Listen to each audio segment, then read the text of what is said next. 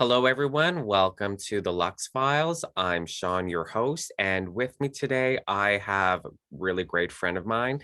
His name is Matt, and he is the face of the Modutu effect. So, everyone, welcome, Matt. Hello. Hello, my friend. How are you? Oh, just keeping busy. I mean, Yeah. during this COVID times, you wouldn't think you would be, but this is an opportunity. Oof. Yeah, I've been so incredibly busy throughout COVID, busier than I actually like busier than I thought possible. Um, but like with my business, like not the podcast because the podcast is new, but with the candles, the incense, the oils, like with Lalo Gonzalez, it just exploded. The business just exploded last spring, last April, and I've been run off my feet ever since, which is a double-edged sword because it's like, okay, I definitely need to hire someone, but I can hire someone because we're in the middle of a pandemic and I work out of my house and it's a big room. Like I do all of my work and I'm in my ritual room right now and I do all of my work in here and it's like a 18 by 18 room. So I mean it's not small, but still like I can't have anyone with me. This is the time that I need someone with me. But also at the same time, like we're completely shut down. Like my province is completely shut down. Nothing is open except for pharmacies and grocery stores, really. So if I'm going to be this busy, now's the time to be this busy because there's absolutely nothing else to do. So it's kind of like damned if you do, damned if you don't, because I need help. I can't have help.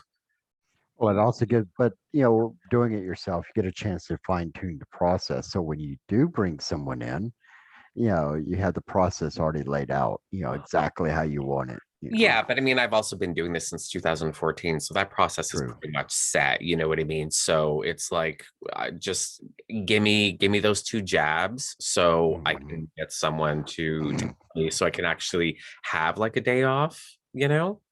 I took a lot of time off this weekend, which is so unlike me. But it's just like you just don't have a choice. Sometimes, Mhm. like it just doesn't matter how busy I am. It's just like I gotta stop. Yeah, I yeah. didn't do very much this weekend. Yeah, because usually, if we're not making items, downstairs and whatnot. Of course, we have the medias, and then we have the community efforts and all these different things. So it seems like as soon as you go, okay, I'm caught up with stock. Oh wait, I got to get caught up on this. Yeah. Oh no, hang on, I got to get caught up. Oh wait, there's so it seems like it's a never-ending cycle. Jared, who helps me downstairs, often says over and over, "Do you sleep?" So Nope. No. What small business owner sleeps? I haven't mhm, met one. You know. oh, but yeah, it's to keep busy is well, I got it. I'm like the whole proverbial story, yeah, the story behind the shark. They got to always keep moving, Yeah. and because if I sit still, that's actually more dangerous because my brain starts engaging, and I'm like, oh, what if we do this, and what Yeah. if we do Yeah. Yeah. that? Oh yeah. Oh yeah. I hear you. I think small business owners, I think we're really fundamentally all the same, regardless, like it can be completely different businesses, but I think small business owners really are the same fundamentally. Because, like I said, I didn't do very much this weekend. I want to launch some new because I haven't launched any new stick incense in a while. So I've been developing some new formulations for stick incense. So I tinkered around. Yeah, I tinkered around with that a little bit. But if I sit still, um, even if I'm reading and even if it's a really good, really engaging book, my mind still starts going. It's like, oh, what if I do this? What if I do that? And then all of a sudden, just like I just in my head just launched another 200 products and where's the space and where's the time? It's like I got to get up and do something. So I'm not thinking about, launching a whole new range of products. And that's why I enjoy writing music because it kind of gives me a break from everything because I can Mhm. completely zone out. I mean, it's no different than doing like a meditation or a ritual. You Yeah. can kind of separate that immediately, and but when I'm writing music, I shut the world down. And Yeah. so I have to, I mean, it's therapy. We call it therapy. Yeah. Yeah, it absolutely is though. Those creative pursuits. I make product pretty much all day, every day. And it's creation, it's you're creating and that's great and everything, but it's the same thing all the time. And it's creating for other people, which is wonderful, but it's not creating just for the act of creating, and it's not creating anything for you. And I recently made myself a new lotus wand, and I had forgotten how nice it was to create something just for myself, or again create just for the sake of creating.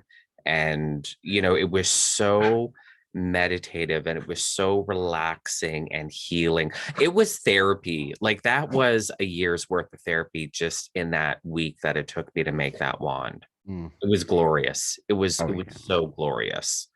That's why I think when, like, for example, when I'm making the black salt downstairs, I kind of go overboard with it. Yeah, you don't really have to do this, but I like sitting outside in the backyard, and I'll have the kettle, and I'll put like the vervain, the witch's grass, and everything into a pot and burn it down to an ash. Mm. To yeah, it's for other people, but it's also for me Yeah, because yeah, um and you can relate to this because you're making a product and you're putting your intent into it. And yeah, you don't, because if you cut corners, the customer will never know, but you will know. yeah. And that drives you absolutely batty. So when I'm doing the black salt, I'll take, the a little cauldron outside, and okay, yeah, I'm not using a fire pit. I'm using a torch, but Right. I'll melt, burn it all down to ash, and then I bring the ash inside. And then I got a mixing process, but I only do it during a waning moon and all these other uh, traditional aspects. But is it needed? Probably not. But for me, for my sake, yeah, I have to do it that way. Yeah, And yeah.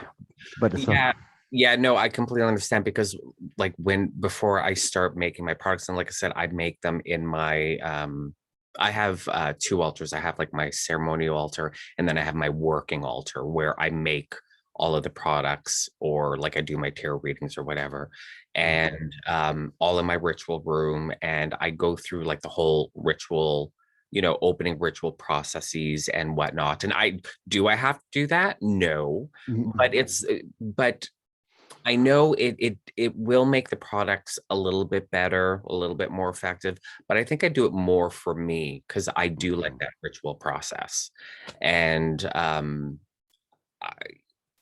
yeah, I couldn't see myself just, like getting up and being like, oh, I'm just gonna throw these ingredients together and throw it in the packaging and call it a day. I like Right. that more ritualized um, deliberate process when making the product. So Well, I hear you. I get it. the other end of the spectrum is the buyer, the patron. They, if they're a practitioner, they know when they pick it up, they know. Yeah. And whereas, someone coming off the street and they're a seeker, and you explain to them the process that you take, and you even, I've done it before. It may not be necessary, but this is how I do it. Yeah. Um, they appreciate the extra effort that goes into it. And Absolutely. but a practitioner, when they pick it up, always I've seen their faces, like, okay, this is being done right, Yeah. and by their book. Yeah. Uh, yeah, I mean, I've my gesture candles downstairs. They're, my COVID inspired candles, which is the finger.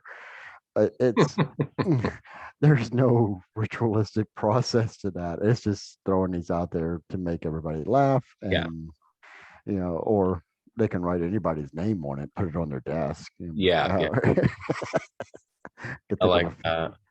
I think of a few politicians that need to be on that. Yeah, no kidding. You could start sending them gifts. Yeah. Here you go. Enjoy. No, I already put your name on it. It's all good.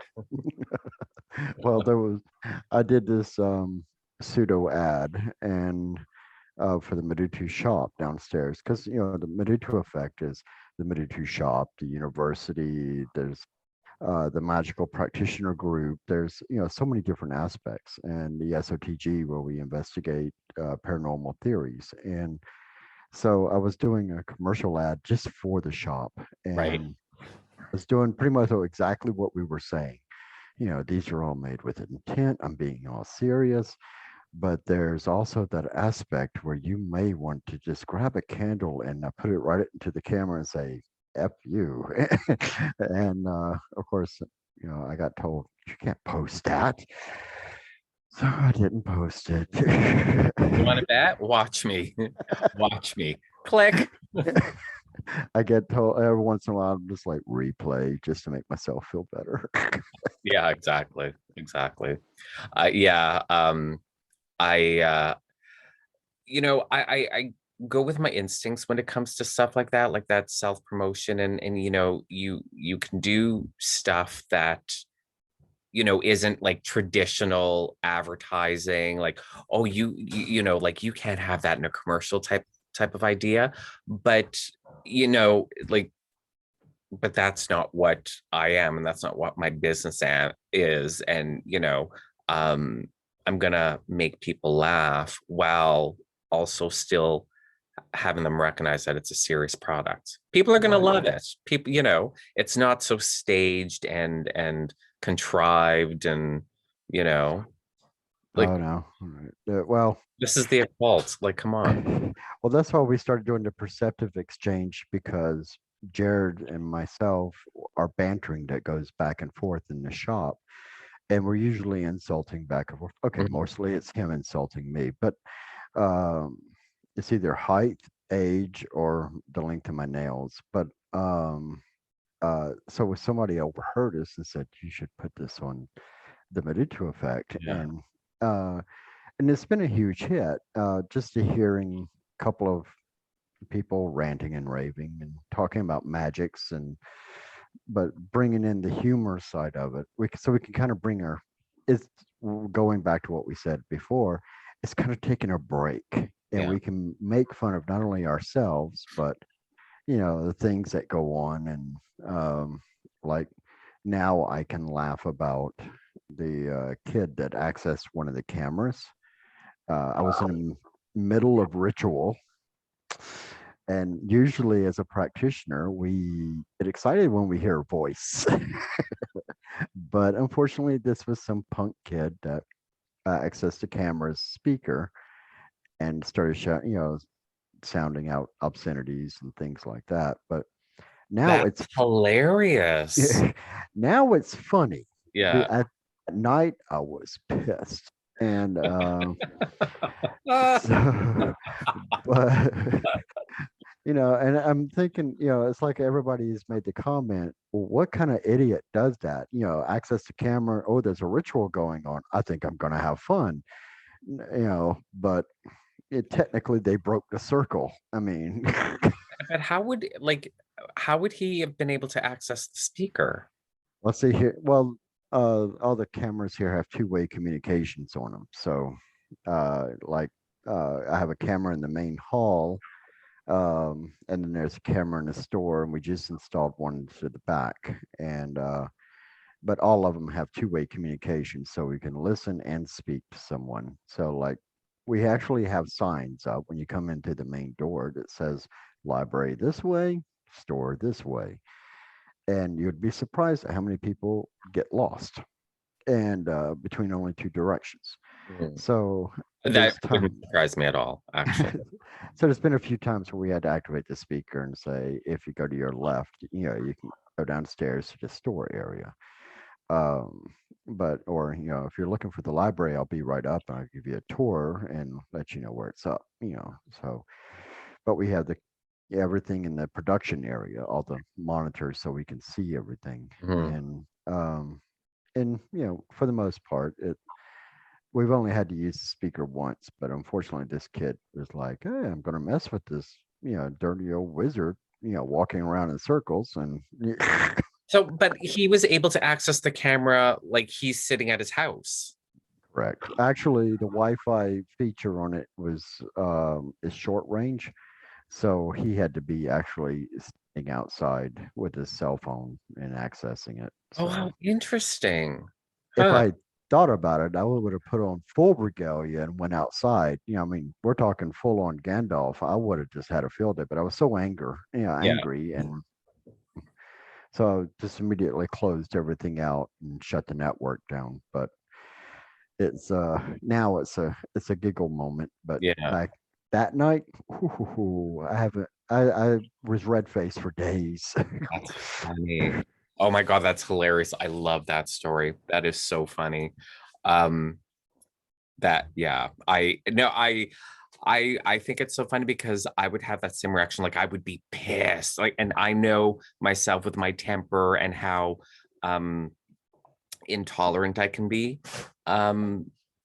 with stuff like that. So I know how furious I would have been.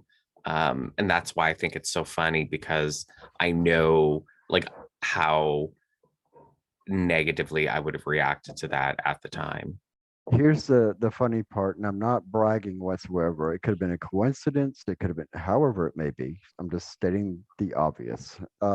Reach your own conclusions. Mm. So I was standing in the circle. He's still speaking through the speaker, and just did a closing, and I shouted out, "This circle has been violated. The sanctity of the circle has been violated. Shut him down." And all of Milestone power went out immediately right after that. Wow.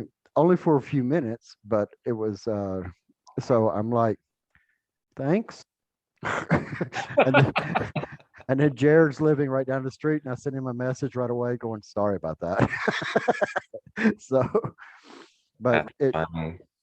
fortunately, when the power went out in the town, and to point out whether it was because of the circle or not, this area is prone to quick power outages. So, Right. well, once again, reach your own conclusion. But uh, it knocked the networks down long enough for me to get everything secure. So it was, I was just like, thank you. Yeah, yeah. Oh, that's funny. That's funny. So we kind of I mean, I try to have these conversations as organic as possible. So, that's great. That's how we led into it. But as everyone is beginning to learn with my podcast, because it's still a new podcast. I mean, you're gonna be, I think you're my fifth or fourth interview fourth, so still very new. Mhm. So all of my listeners and viewers are probably getting the idea by now that the whole concept is having conversations, the guests telling their stories, like their magical spiritual journey. And I like to start like right from the beginning, like um that like that kind of like ding ding ding moment, that something that happened, some sort of experience that kind of led them on their path. Mhm. So what was that? Did you have that like one ding ding ding? Now every time I ask that, everyone's like, well, it wasn't one, it was a series of things that led up to this, Mhm. and that's what set me on the path. But so you know what I mean, like those seminal experiences or moments that kind of set you on this path. I'm going to give you an aspect and what set me on the path. Mm.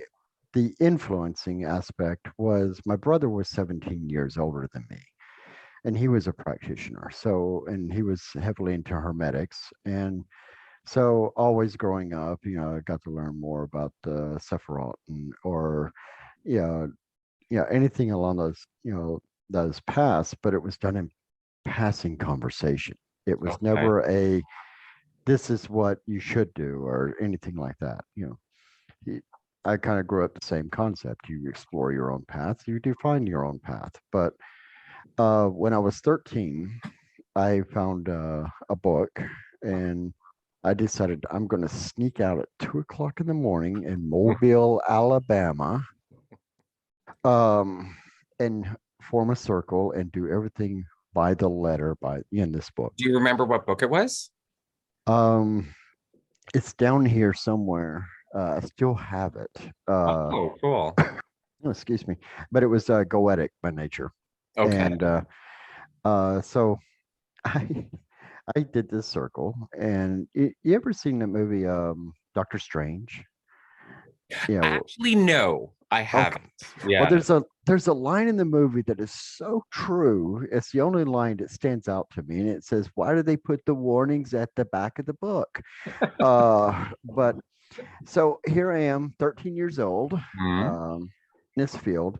And also, I'm going to kind of set the stage. 2 o'clock in the morning, the fog starts rolling in from the Gulf Coast. It will get Right. so thick you won't be able to see. Now, this is very,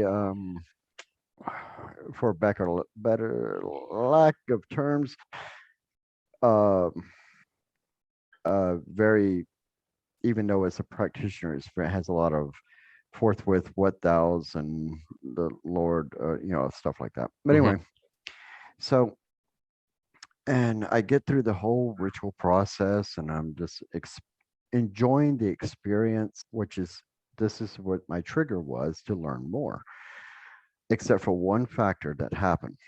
I get to the last of it, I do my banishing, and to close out the circle, and then there's the warning. If you didn't close out your circle properly, the hounds of hell will come and devour you through the fog and veil. Now I am surrounded by fog. Ah, So I do my banishment. I walk to the edge of the circle, and I'm like, you know what? I'm going to do it one more time. mhm. So I walk back into the center. I do my banishment. I'm going, okay, I should be good now. I got to walk to the edge. I still can't step out of the circle. And this went on until I woke up when the sun came up. And because I was so ingrained in fear. And this is what made this one little funny little 13-year-old sitting in a field somewhere in Mobile, Alabama, what triggered where I am today. And the reason I'm saying that is because I learned right away that if we get so engrossed in our own fears and doubts, we'll never accomplish anything. And because I couldn't step past the circle.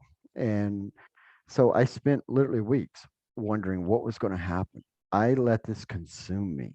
And so this is actually what started me along my path of researching and studying. And now, mind you, geographically, everybody has a different story because, that area, that social acceptance in that area. So it was a little bit more on the light worker side. Right. I apologize ahead of time.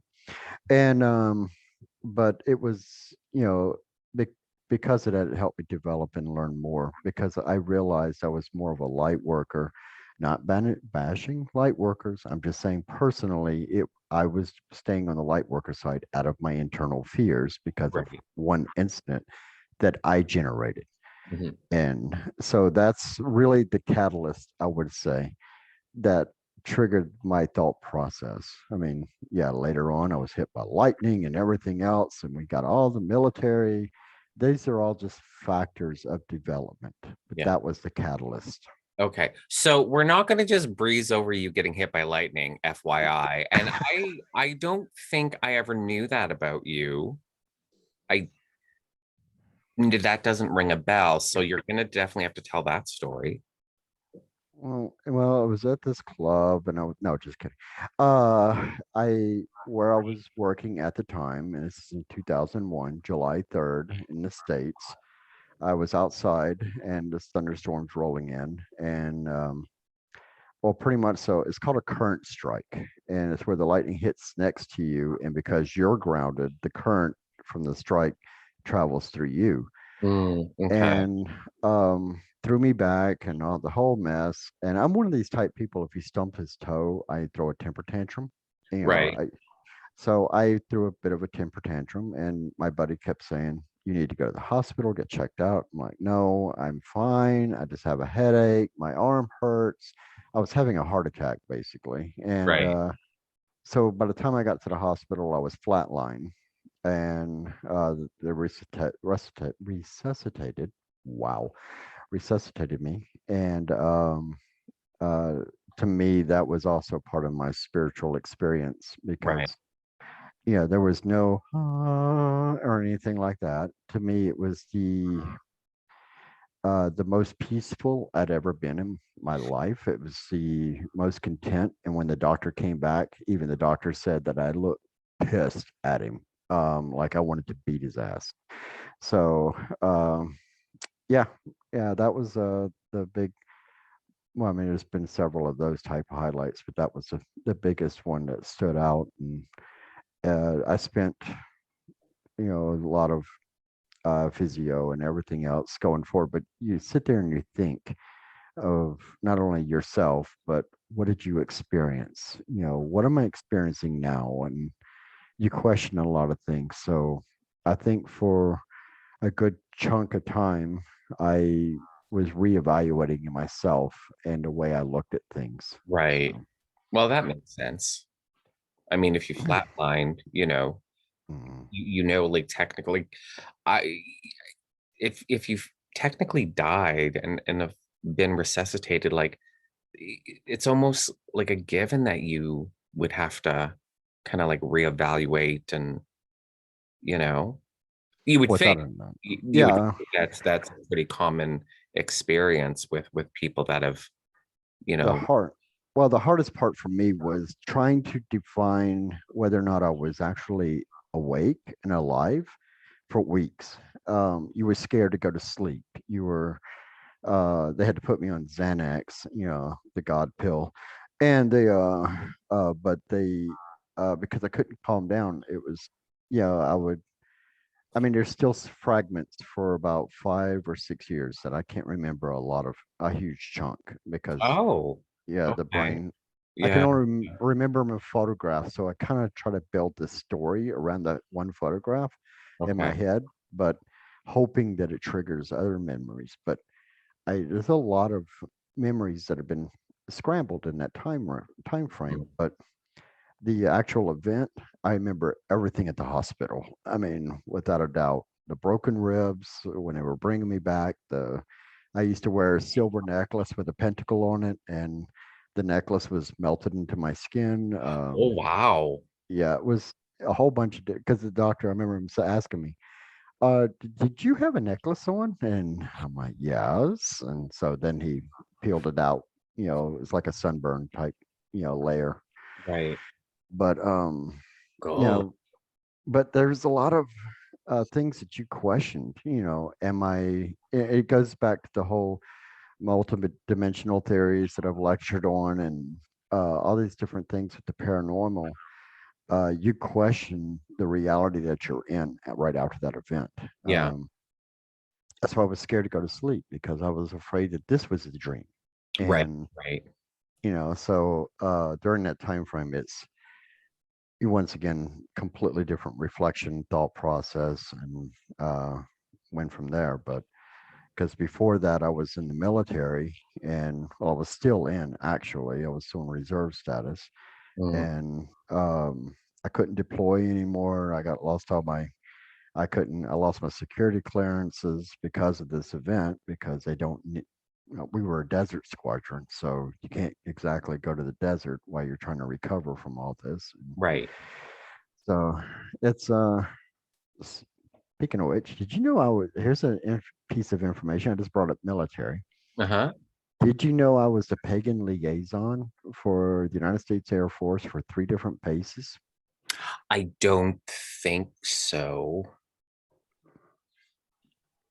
Yeah, that doesn't ring a bell. But It was that's fascinating. it was fun. Yeah, Uh, I bet.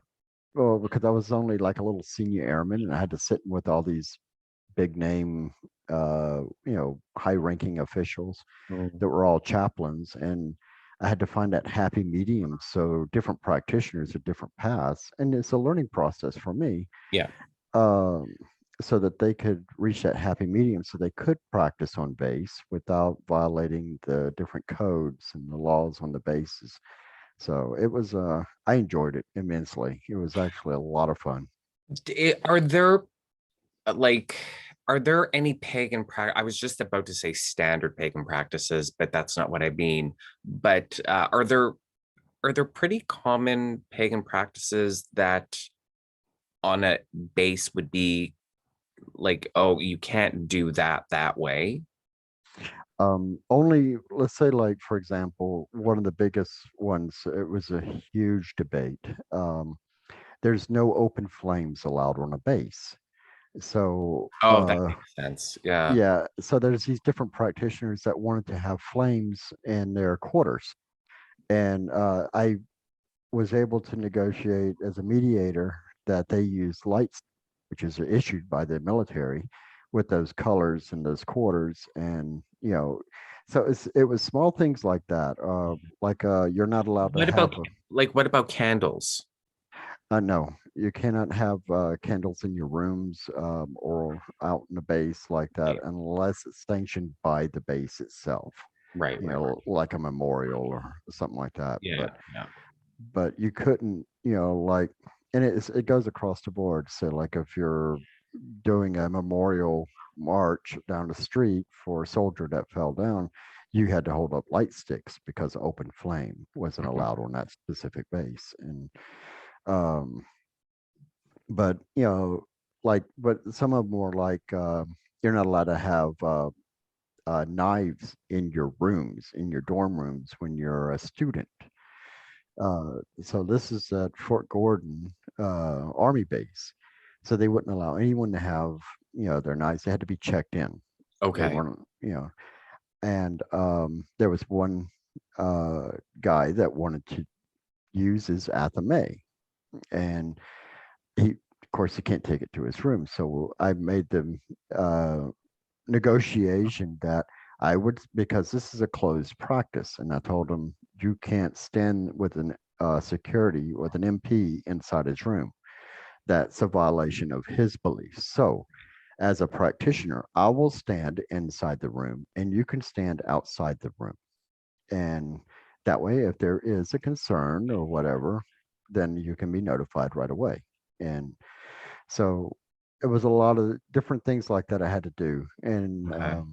And like I said, I enjoyed it because I like to give practitioners more rights, more voice. Yeah. And but on the flip side of that is, someone's sitting there and he says, I only use runes on river rocks because he's mixed a lot of Nordic practice with uh, Gaelic practices. And it's I love hearing that, Mhm. because you end up learning from it. Because what do? You hit the books. You want Yeah. to find out more, and it to me it was exciting.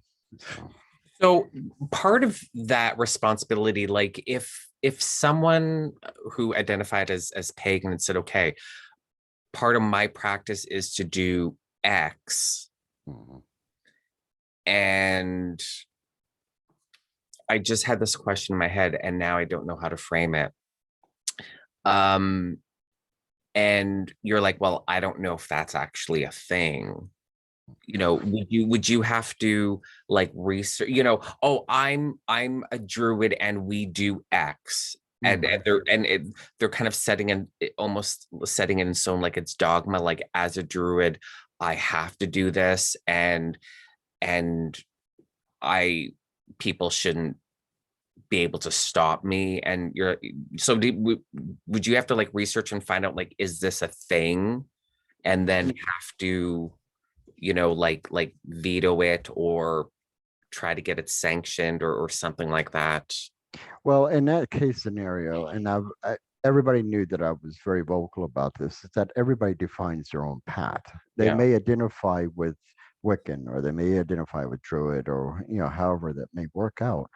But I explained to this higher echelon of chaplains that everybody identifies their path. And so, regardless of what they've identified as, so if a person says every Friday I've got to do this, I would never question it. I would just turn around and explain to the higher echelons, he needs to do this on Fridays at such and such time. His duty time puts him close or it cuts into his duty time. What can we do to accommodate? Mm. because regardless of the person's path, they've identified themselves. I'm not a huge fan of labels, but Yeah. as human nature, we tend to need them. Yeah. And um, so I've been able to maybe accommodate by moving his time. I mean, United States Air Force was actually probably the most, well, a lot the easiest. I mean, they even had a church on base on the Lackland Air Force Base for people that identified as Wiccans, but it was open to any practitioner. Um, you can be a Satanist, you can be, Right. whatever. It that's where you went, and What I meant, like I said, Mhm. I had it in my head, the question, and it wasn't coming out right. Like any sort of like really questionable practices where you're like, is that a thing? Like, Yeah, you it, really like, is your religion really that every Friday night at 9 p.m. you have to run around naked, covering yourself in pig's blood? You yeah. know, Well, like something like really questionable where you're like, I don't, oh, I gotta find out about this. Anything like that? no, I never had anything like that. But Okay. even if it did come up, the first place I had to go to was the UCMJ, and which is the governing the military. All of the United States military has this code of conduct, and it applies to how you act and on bases and whatnot. So if it's anywhere in there, at first and foremost, they were signed up as a soldier. Right. Um, so if it violated any of these type of things, then I immediately had to tell them, I don't have a leg to stand on. However, if let's see, use your analogy right there, if which all of those things would have been a violation of the No kidding. I'm UCMJ. shocked. But so it would be an easy shutdown. So Yeah. you we have to find some other way to accommodate for you, because it's no different than signing on for a job, Mhm. and the job has these guidelines for you work this many hours or whatnot. After you sign on for the job and you go to your boss and say 2 hours of every day during the hours of Venus, I have to do this. What are they going to respond with? Or seriously, you Yeah. know, Yeah. um, you knew what this job was going to be, so, um, but so you had to take those type of things in consideration, Yeah. and you had a lot of times there was a few questionable ones, where a guy just wanted to do like a nick on his finger.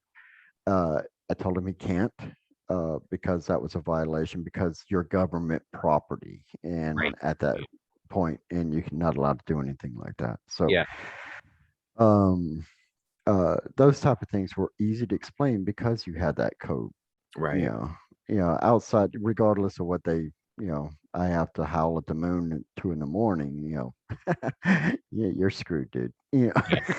So there are limits to that, that I don't want to say freedom of religion because I don't want to make it sound like I'm questioning the whole stance on freedom of religion, but like there obviously is limits. There has to be limits. Correct. I Yeah. mean, it's no different than, because where we're located in this building, we're right on Main Street. Yeah. And so every time that we do anything like put the flags up front with sigils on them or anything like that, I always contact town office because, yes, that is our right to do that, but we're Mhm. on Main Street. It's a courtesy to the town to make sure that there's no guidelines or restrictions. Right. And that fortunately they've been very supportive and said, yeah, oh yeah, you're fine. Can walk down the street in your robes. We don't care. Yeah. But Yeah. but I always do that because you don't know. It could be a bylaw that you weren't aware of, Right. and also taking consideration of other people in the area. And it's good to get that feedback from the town. Yeah. So, Yeah. uh, but there is freedom of religion, but it's also courtesy and respect. Oh, of course. Yeah. Absolutely. Absolutely. And I mean, like, let's be honest, bureaucracy loves when you go to them and be like, can I? Hmm. And they, they love you for it. It's you're not sucking up to them, but you're in a way you're kind of you're gaining brownie points, and you Mhm. know it's going to be, in your best interest. Right. It's going to pay off, when you have everyone on your side. Oh, you know? agreed. Yeah. And we oh, got echo on this. We also do a lot of community stuff like actually here soon. It seems really petty, but this whole COVID mess has a lot of people down and whatnot. So we're having a sweet treat truck going to be parked out front on the main road.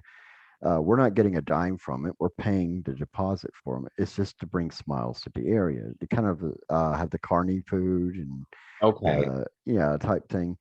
There's a lot of kids in Milestone, so it would just give a chance to take a break from all this mess. And so we try to do things like that. We're in the middle of setting up a farmer's market across the street. All these, they may seem small, but it's just to give people a mental break from Yeah. this mess. Yeah. And also, there's another side. We're practitioners. Or we want to show that we're people too, outside of the world of media, you Yeah. know, and that we can walk side by side with you. Yeah, So, absolutely. Absolutely. I mean, beneath all the woo woo, we're still mhm. we're pretty boring and normal, to be honest. Really, I Yeah. mean, fundamentally, you know. Well, that's my favorite thing. Like in the main hall area, and I'm in the library right now, but the main hall area, which is uh, about 950 square feet, and I hung up these occult prints all around the room, specifically designed so that people ask questions. Mm, And like for example, there's Andy and Edward Kelly. Kelly. Um, there's a print of them doing the conjuration, and I love to see people's faces when I say, "Well, that was Queen Elizabeth I, science advisor, and her private doctor." Or I had the Pythagoras because he's one of the fathers of occult sciences, and have all of Pythagoras's quotes on one print on the wall. I have a okay. print of Azazel, and that's my favorite one to bring up because people say, that looks a little sketchy. And I said, well, Right. that's where the term scapegoat comes from. And they have now something they can relate to it from their day by day activities. Yeah. So I have to pause. My apologies. Nope. uh, so all around the room is items like that to draw people's attention in and ask questions. And usually if I see them just standing there, because a lot of people won't ask questions, um, because that's what Madutu means. It means knowledge. Mhm. So if somebody can walk out of here with one piece of knowledge, either useful or not, we're happy. And uh, like the products downstairs, um, for example, the element incense that I swore I would never make, but anyway, I envy you. But anyway, I only make a small grouping of them, but the um, the element ones, I don't put the names on. I only put the alchemical symbols Okay. so that people will ask, wow, I like this one. What's this one? Well, this one, that's for fire. That's what the symbol's for. And Right. Right. Right. the dedication candles that I make, they don't have the names on them. They only have their Veve or their sigil or things like that. And it's hilarious to look at, somebody who has to drop their for a brief second. They had no fear, no inhibitions or anything. And then when they say, like this one particular, this happened actually recently. Oh my gosh, I really love this. I feel so drawn to this candle. It just makes me, I just don't know. What's the sigil mean? Well, that's sigil for Lucifer. Yeah. And you just see their face go white. And then, but now you have an opportunity to educate, Yeah. and so I let them feel their way through the store and then go through the education process. But That's that's a clever really, way of doing it. That's is very clever. but a lot of these things people do on a day by day basis, or are connected to, and they because they have that fear and inhibitions that were pre-programmed throughout the ages. They they won't, if I put Lucifer right across that, or Azazel, or Lilith, or Hecate, or anything like that. Oh, I saw a movie that had that, Yeah. and Yeah. that's why when I do the lectures, I only put their names when I'm doing the Cosmos Astrum episodes. I only put their names because somebody had asked me, well, why don't you put what I do? Because people get wrapped up in labels and not who that person is. Right. So it's the same thing with the products. Because if I'm not in the store, Jared's in the store, or Allison is in the store, and we're there to answer questions and help people to reach their own conclusions. And because even if a person turned around and said, "That's evil, that's evil, that's evil, that's evil," okay, that's your perspective. That's fine. I Yeah. don't, you know, or don't turn around and do the "get out," thing. That's their perspective, and that's fine. Hmm. Anything that we have going on here, if we have a social gathering pre-COVID, disclaimer, Yeah. pre-COVID, when we had the social gatherings, people that even want to just come and hang out and whatnot, but they also are aware that we may do a dedication ritual in the middle of the social, but Yeah. we're doing it in a mannerism that we're giving them information, what it's about, what the history of it is. Mhm.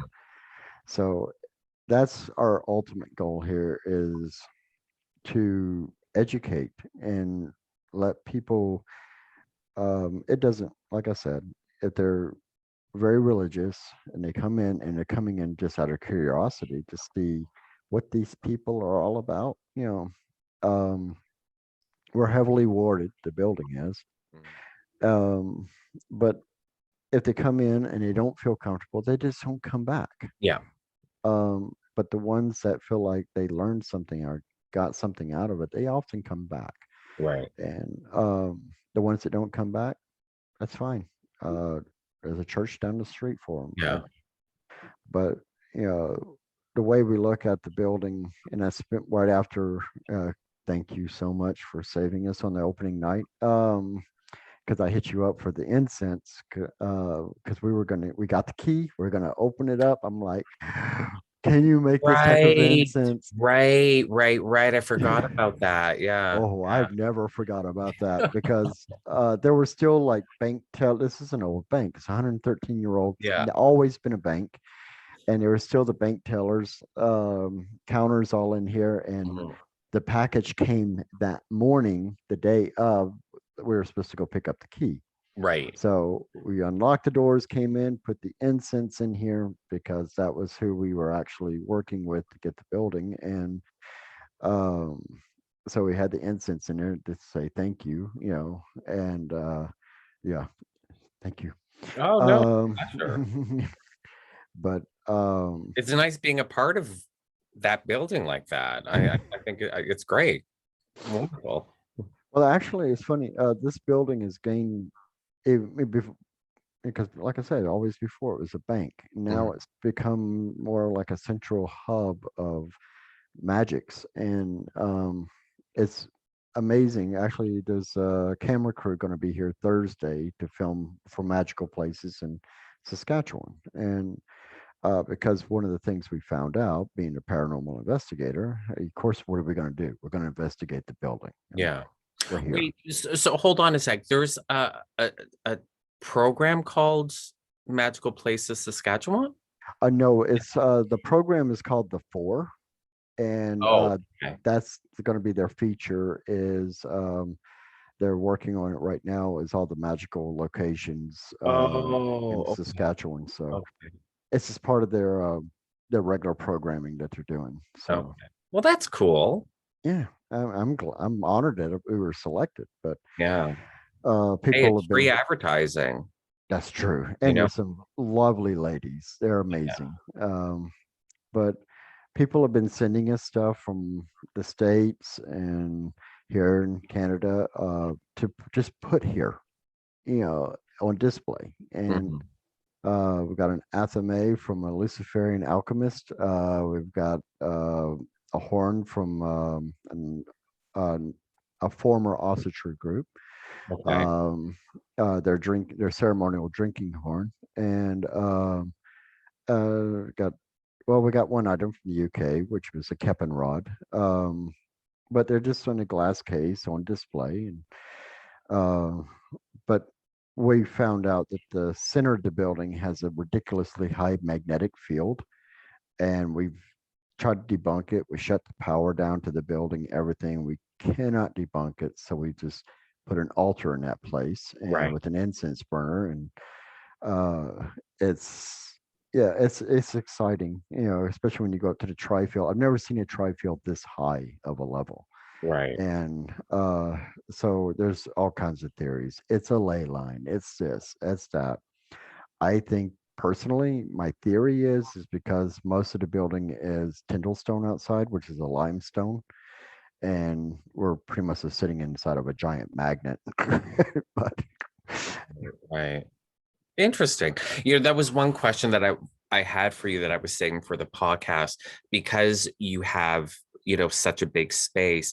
I was kind of curious to see um if one of your directions was to kind of, not like a full-fledged magic museum, but, you know, um elements like that of having artifacts on display like a museum. So you answered that question without me even asking it. So there you go. well, that was something that happened without us even planning. Right. Because we got a message saying, how would you feel about me sending this to you?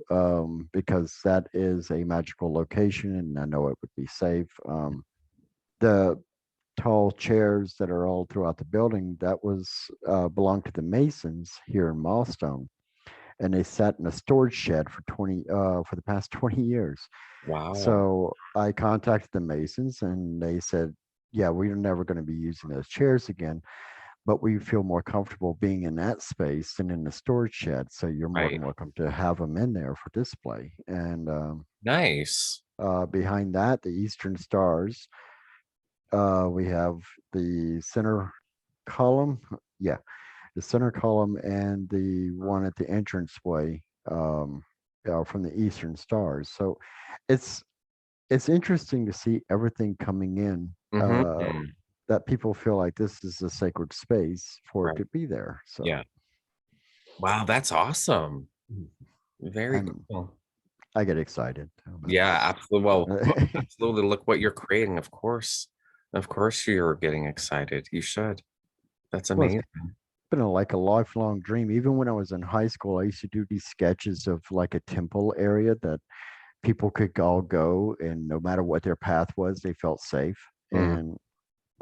And to see it happening here, I mean, was I working on a spell back then? Possibly, Yeah. because but um, I just discussed something similar um in well, it's an episode that's dropping after yours, but I did the actual interview last night.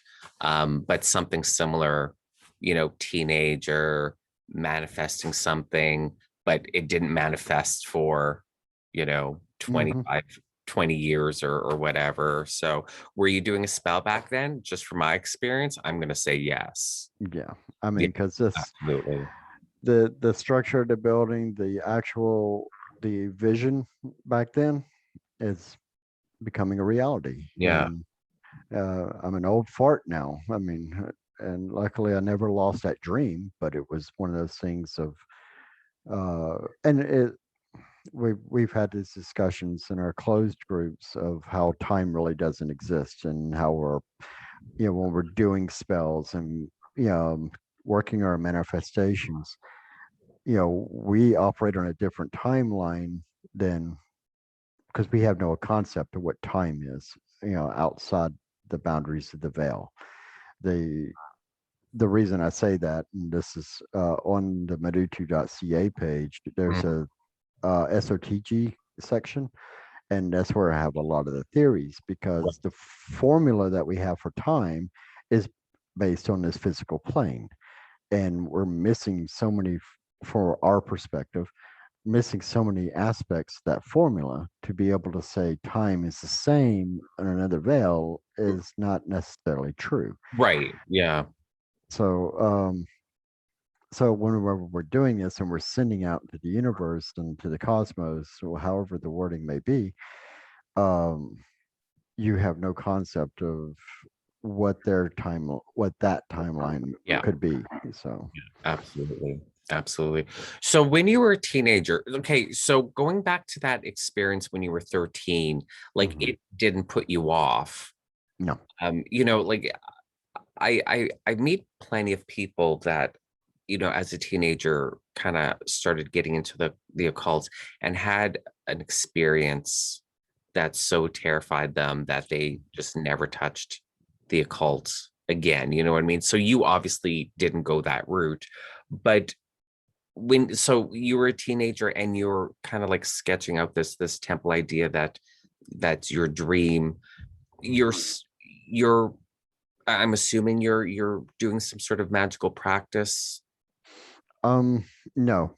This is me sitting in school, sketching on my notebook and sketching it all out. Now, that's the thing. It's a no and a yes answer Mhm. because projected intent doesn't require a ritual. It Right. doesn't require. It's, I love the saying, action follows thought. Yeah. So when we're doing a ritual for an intended manifestation or intended outcome, it's in a formal environment. Just because you're sitting on the couch and you go, you know what, I could just take some of this and I could blend it with that and I could focus. Technically, you've already started the ritual. Yeah. And so, um, as far as the no answer, no, there was no formal focus of energy or anything like that.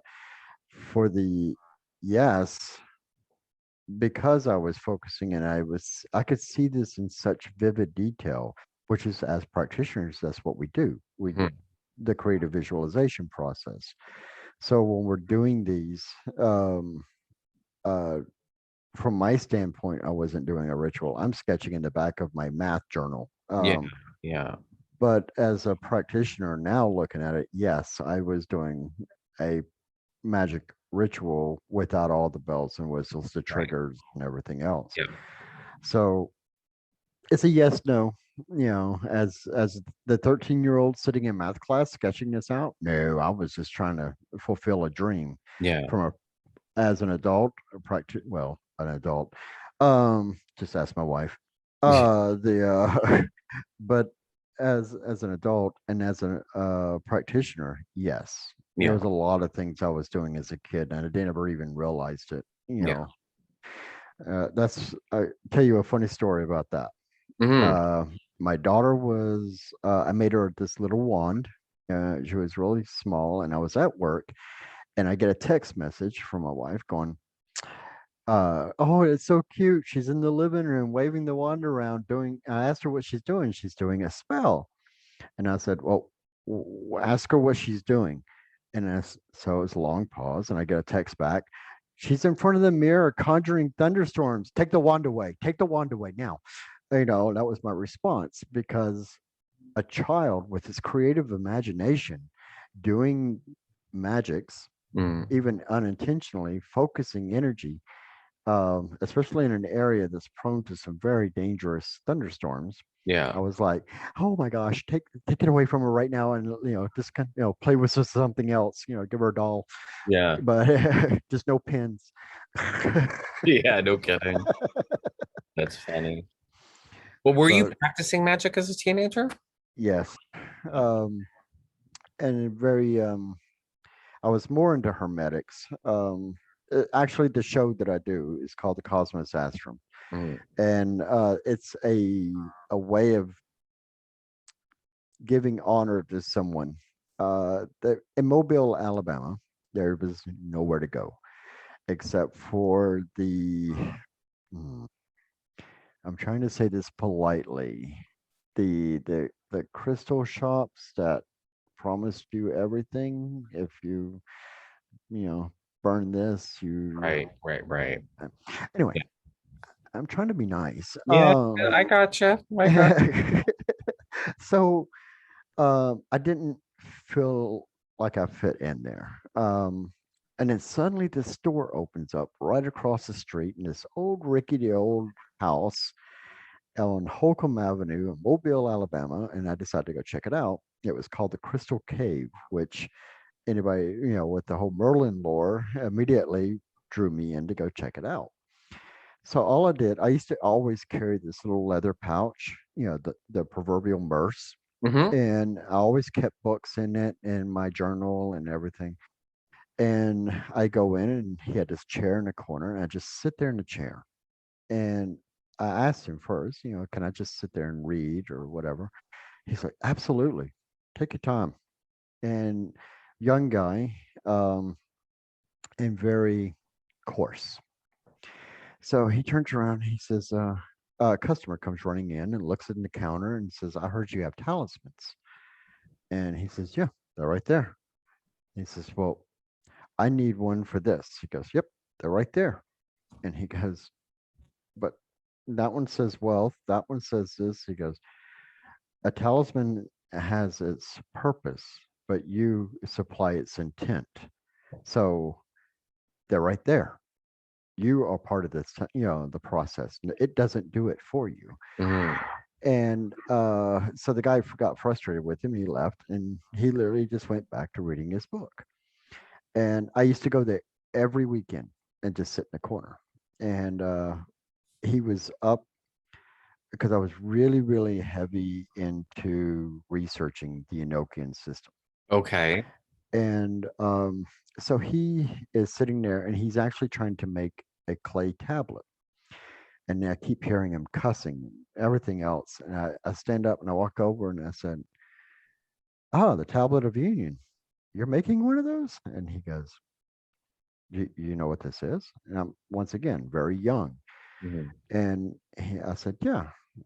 I said, "Ehenebe, hekoma, nine, 10." I'm going through the whole spiel. And I said, but you really, instead of just doing the solid colors across, you should make them in truncated pyramids and you could have the colors associated with one. He's like, time out, stop. Um, can you come to the back room? I just want you to look at something and just kind of enlighten me on a few things. So I go into this, and they had this big temple space, and every wall is the watchtower tablets Okay. painted on the walls, and they were unfinished. And um, so he asked me if I would help, and I was excited because this is what I'm researching at this point in time. This is Right. what I'm practicing. So that was kind of like the Meduto effect. We have all these different aspects. We also have a practitioner group, which we don't announce publicly. Right. Whereas, same concept with him, but his was called the Cosmos Astrum. And that's why he kind of took me in and let me explore my own path in a good, safe space, in a sanctuary that I could just be myself. Right. Yeah.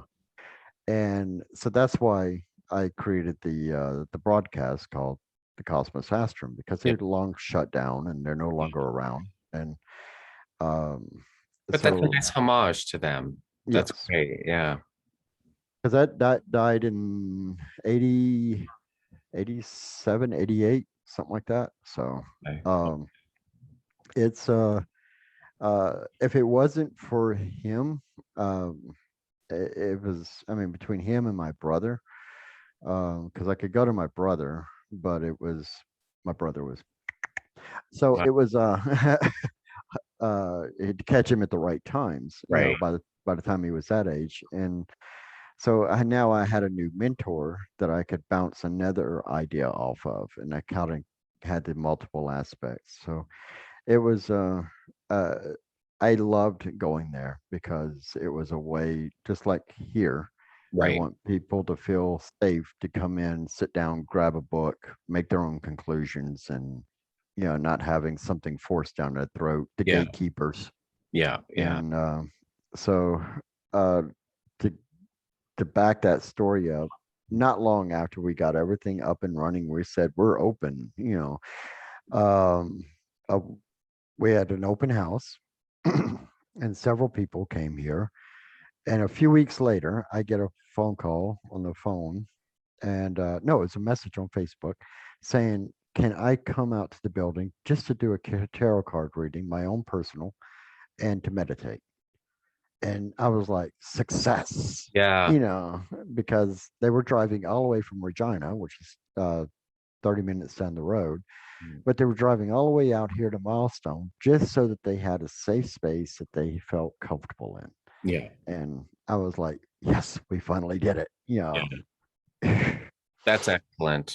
Yeah, that's really excellent. Like creating like a community center, Mhm. really. Well, and I would say for practitioners, but it's honestly, it's for anybody that's willing to have an open mind Mhm. and is willing to treat each other with respect. Because we've had practitioners come in and had that holier than thou, Of course. Yeah. Yeah. on a pedestal type thing. Mhm. And they haven't been back. Don't know what happened there. But uh, it's we're all on the same level. We're all on the same. Uh, it's like I hate the word work, lecture or class. Got to use it, but Mm. um, I really like the term workshop because even if I'm doing a lecture, when somebody asks a question, immediately I'm learning. Yeah. So that's why I did that meme. I'll never be afraid to ask questions, challenge, and because when I'm doing these type classes here, ugh, I said it. Yeah. Um, people ask questions, they challenge it, and I'm fortunate enough they're in a place that they feel safe to do so. Yeah. So yeah, if you can't tell, we're excited about this project Oh, because absolutely. Yeah, because absolutely. we got asked recently, is submitted to affect a coven? No, it's an Mhm. idea. It's a Yeah. Yeah. concept, you Yeah. know. It, Yeah. But I mean, people really, they only have media and pop culture to go off of. So they're gonna, you know, they're gonna say coven and not concept or temple or mhm, lodge or mhm. you know what I mean. It's just that's reality. We just got to roll with it. Yeah, And there's a teachable moment there. it is. Yeah. Because we have had what we call coven, what was it, coven hunters?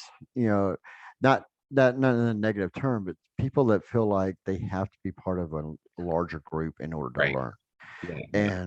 And some people do have that need. You know, technically, when we have our social gatherings, I love sitting in the corner because you're seeing people of so many different practicing paths and beliefs just carrying on casual conversations, Hmm. and it's that to me is so exciting Yeah. because one person might say, well, I don't believe in that, this is how I look at it, and everybody's on the same playing field. There's no Yeah. one going, you don't have the, especially me being from the South, I saw it a lot where I don't believe in that, so you need to step away from me. Right.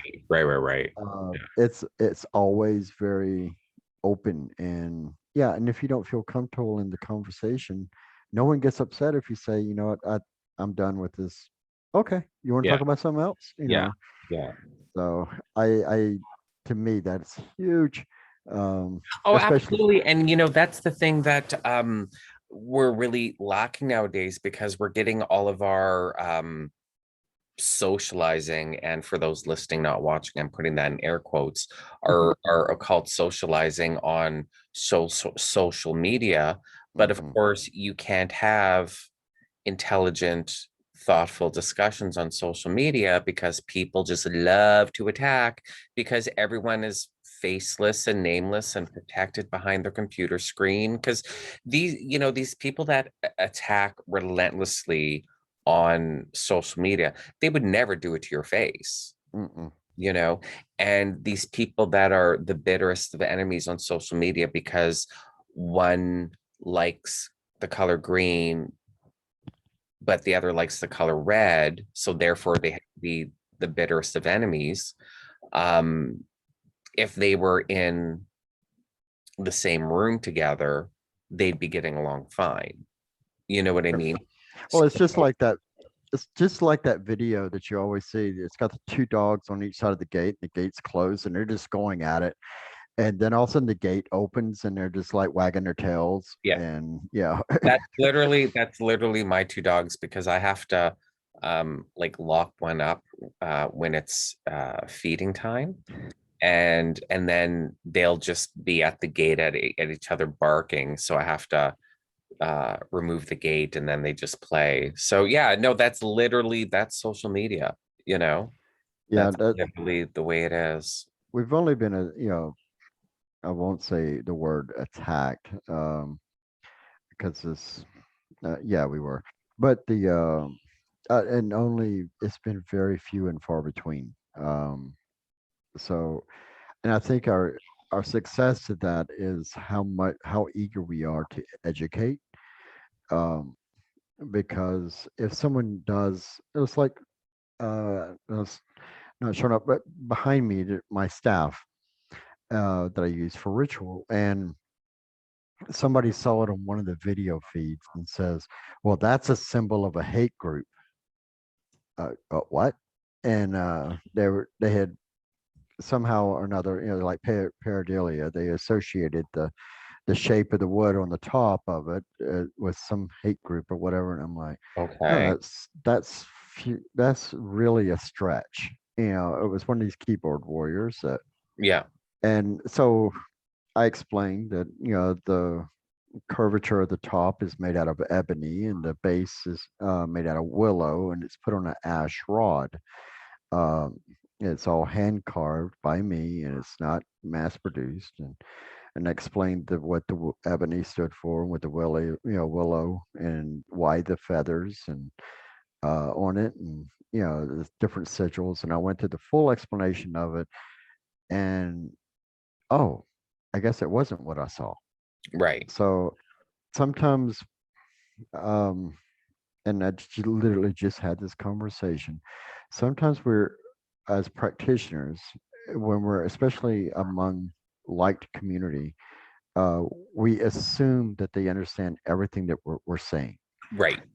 because there's that aspect. Terminologies change Mhm. between different regions and different beliefs, and so And when you're different generations even. yes, and when we're explaining things, no matter what the skill set level is, it's really more beneficial to kind of overkill the explanation.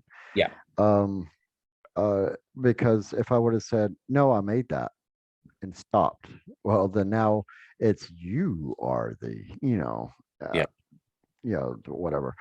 So it's, it may have been overkill with the explanation and everything, but it did immediately nullify the situation. And Yeah. they were content because they're doing their homework. They're looking up what willow means, what ebony means, that type of thing. And so, which one goes back, you know, we we always say don't ever take our word, as gospel. I'm making a quotation in the air. Challenge it, look it up for yourself, make your own conclusions. I did the online lecture on angels and demons, Mhm. and somebody says, well, where can I look this information up? I said, the first step is to open a book. Doesn't matter if you agree with it or not. Open a book, start doing your own research. um, I'm not going to point you in, this book is the best one, this one is the best one. I'm going to encourage you to do your own research, but most of all, read things that you won't agree with, Yeah. so you can reach that conclusion yourself. Um, I mean, I've got quite a few books behind me in the library that I don't agree with. Right. Um, Someone else may find that more beneficial to their path, but I still research in those books because there are correlations between other books that may refer to it. Yeah. And Yeah. As I'm guilty of it too. When I was younger, only looking for information that would confirm my own biases. Right. And I think a lot of people do that, but I know what when I was younger, I did that a lot. And now it's not necessarily to not only confirm my biases, but also to challenge my biases. To my biases may be completely incorrect, and Hmm. be willing to accept that. That's why I would say don't hesitate to read something or research into something you would never ever step foot into. Yeah. And that's why on our slogan it says, "Without fear or prejudices, we will continue to learn." Uh, because in order to step into realms that you would normally not agree with, you have to get rid of your internal fears. Step out of the circle when you did the banishing ritual, you Yeah. know. Yeah. So, Yeah. Yeah. I like having debates, mhm, um, and having a good argument, like a respectful argument, um, of opposing opinions or beliefs, because it's either going to reinforce my personal opinion, mhm. or it's going to make me think, oh, I never saw it from that perspective. That's what I love So that. so now, like, I need to learn more, tell me more, and make me reevaluate my opinion on whatever subject it is, or my belief on whatever subject, and and then go through a process of either transforming that belief or seeing that other perspective all the way through, and then still being able to say, okay, however, my perspective, I'm still, comfortable with my perspective. I mean, I'm not saying like, um, you know, someone saying the sky's blue and challenging them and saying no, it's orange. Mhm. I'm not saying like like a complete separation from reality. Um, but it like a different perspective on a matter, you know, and Well, being able to be, oh well, let me explore that then, mhm. and then realizing, oh, that's the better perspective for me, or that's just not, that just doesn't resonate with me. And also there's that other aspect.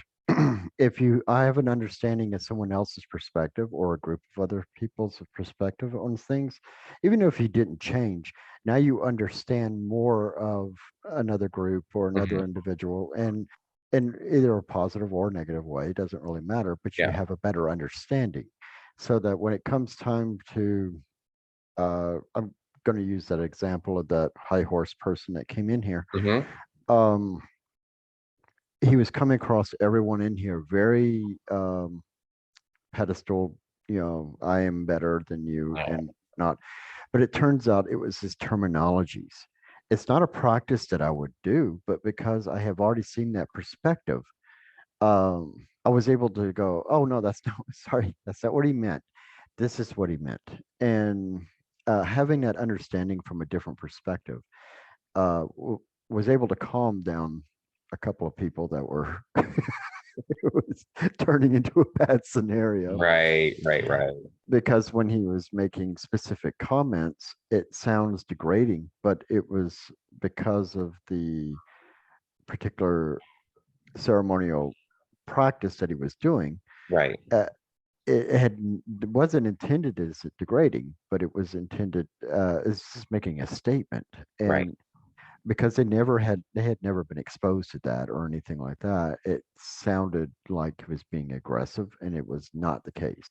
Right. um so yeah, having that exposure to different perspectives, whether you agree or not, is essential, because it could be the difference between a fight in the main hall Mhm. or a bunch of people going, oh, okay, Yeah.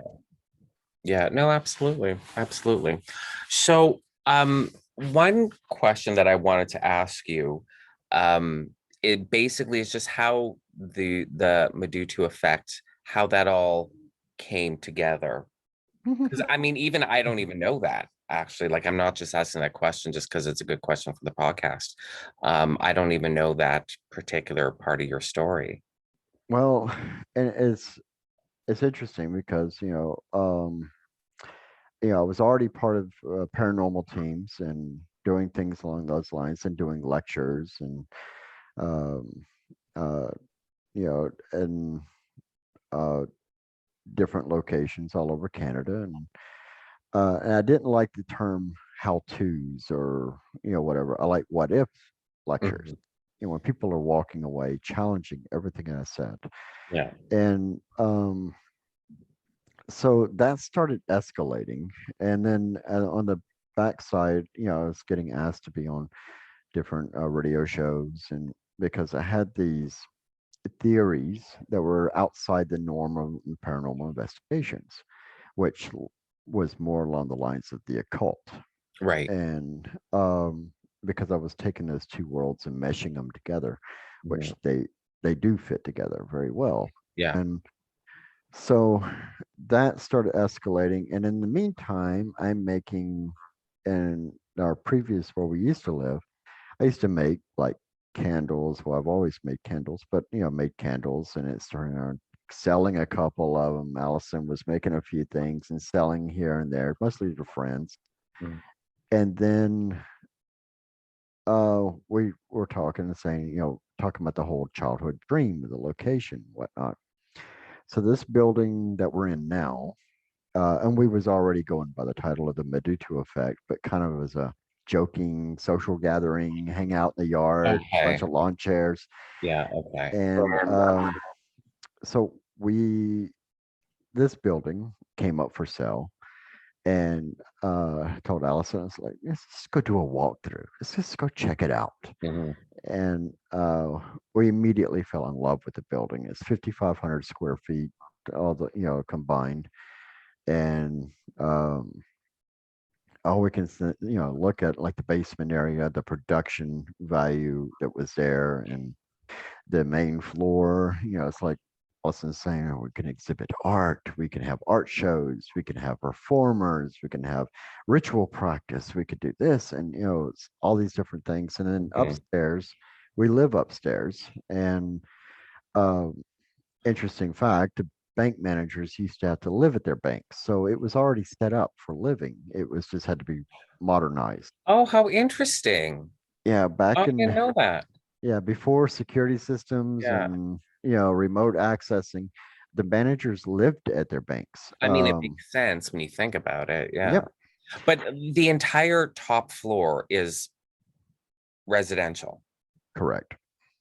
So that's Oh, interesting. yeah, 3 bedrooms, living room, bath, kitchen. It's all upstairs, and uh, yeah, it's great except for stairs. I don't do me and stairs, not a friend. But um, Allison keeps threatening to put one of those little robo chairs to go up the steps. I'm There like, you go. no. Um, but so we came in with a bunch of other people, that the lawn chair people, that we were Mhm. all sitting around with these creams and everything. Everybody came flooding in and helped out with anything, the walls, the painting, the electrical, the plumbing. Everything was done in record time. In 9 months, we refurbished this entire building, Yeah. and um, and it wasn't just me and Allison. It was a large group of people that were kind of saw the vision of the final product, Mhm. and uh, so it's that was the evolution process, but it escalated really, really fast once we got here, Yeah. because it went from sitting around in lawn chairs around a little fire, drinking and whatever else, and to this where we're at now. I mean, literally, it feels like it was done in overnight. Now that I know that, because when I first met you, Mhm. and this is going back to 2016, Wait, or Mm. 17. When was the first Occulticon? Was the first Occulticon 2017 or 2018? It was 2017. Yeah. So the first time we met, Hmm. air quotes again, would be 2016 because you were a customer, you ordered from me. Correct. And And actually, that's a funny story right there. okay, well, okay, so go for it. Well, because I had never planned to do stuff for others other than, I'll make this incense blend for you for this purpose and whatnot. So I hit you up because you were getting rid of a lot of herbs and at that time. Mhm. And I was like, here's a list of a bunch of things that I need. You sent me this list of a whole bunch of herbs that you were going to start weaning off. I'm like, I'll take them all. Yeah, So, and that's how, initially. So this stockpile of herbs started happening. And the next, I'm making up these blends and I'm like, God, I got a lot of herbs. So I'll just make up these little blends and put them in packages and drop them off at the broom closet. And she could do whatever she wants with them. right. And so yeah, yeah, it's actually a hilarious story. It's your fault. Yeah, yeah. Like, no, but so that's how we met, and you ended up ordering like I can't, it was ridiculous Hmm. the amount of herbs. Um, and they were all in, I can't remember if they were in 1 pound bags or 4 ounce bag. I can't remember. Oh, they were all 1 pounders. Yeah, they were all 1 pounders, and it was something like 25 pounds worth or so. Anyway, it was a Mhm. lot. It was a lot. So that's how we first met. And so you're like, oh, the Madutu effect. And you're like, I'm gonna buy this 25 pounds of herbs from you. So I thought the Madutu effect, like, this was like this big concept thing, like beyond you guys sitting in lawn chairs. Yeah. So we ended up meeting first time the following year in 2017 Hmm. in a cult at a culticon, and you had, I think you had first brought it up on Facebook, and I'm like, oh my God, you're gonna be there, I'm gonna be there. Hmm. How, what a coincidence. So that's how we first, so we first physically met was then, but we first met in 2016, which it's already been 5 years, which is weird. Like I it's crazy. know. So I thought that the Meduto effect was this whole grand production thing, Mhm. like something like really like put together and official. So you guys bought that building, and like you said, in 9 months, like you had it all completely renovated. So that's quick, but in my head, my perception of the Meduto effect was, well, that makes sense because it's a put together thing. And Mhm. so when you're like just now, like, oh, well, the Matutu effect was us sitting in lawn chairs drinking beer. And I'm like, but how do you buy that building? 9 months later, it's completely renovated and it's so put together. You're developing the library, you have the store, you have these people like, oh, you should house our magical artifacts. You know what I mean? Like it really has come together so fast Mhm. now that I know, because up until right now, right this moment, I thought the Meduto effect was this slick production where it makes sense that all of this happened to the building the way it did. Yeah, You know, because that group of us sitting in the yard, we're all practitioners and we're all sharing this vision and this, and like I said, it's in a casual environment. And Mhm. so then, it comes up with one of them sipping on the absinthe and saying, "Hey, would you go, consider doing a lecture at the broom closet?" And yeah, sure. And or it's like Allison, found out about a culticon. I ended up going there. Several of these different things, and Oh, I yeah, miss a Culticon. Don't you miss a Culticon? yes, I do. I Oh, do bad, very oh, badly. I that I mean, no one that's listening to my podcast knows about a Culticon, because I mean it was Canadian, and I most of my viewers, like I've been obsessed with like my podcast analytics, and like most of my listeners and viewers are in the US, and Occulticon was only 2 years, but it was on this piece of land that was just amazing. Like it was the owners created like this magical, and it was like something like 100 acres or something like that. It was really Something big, like that. and to like a big lake with an island in the middle of the lake with a sword in the stone, and a massive stone circle, and a labyrinth, and all the buildings looked like they came out of like medieval Tudor age times, and the stage was looked like a castle with the towers and the parapets and the crenellations, but all made out of wood. And oh, it was just the shrines and the groves, and oh god, it's such an amazing space. This place was called Mythwood, Mm. and I feel sorry. There's 7 billion people on this planet, and I feel sorry for 7 billion minus 500 of us that experienced that piece of land, because it was just amazing. And Occulticon was an outdoor occult festival, and and of course I was always there as a vendor. So there was the goblin market with all the vendors in kind of like a U shape. Oh, it was just, so, and then the lectures were happening over here. So I was in like the heart of it, like every second of that Mhm. 3 days. I was just like right in the middle of it. And oh, it was so amazing. Oh, You I'm know, just so heartbroken.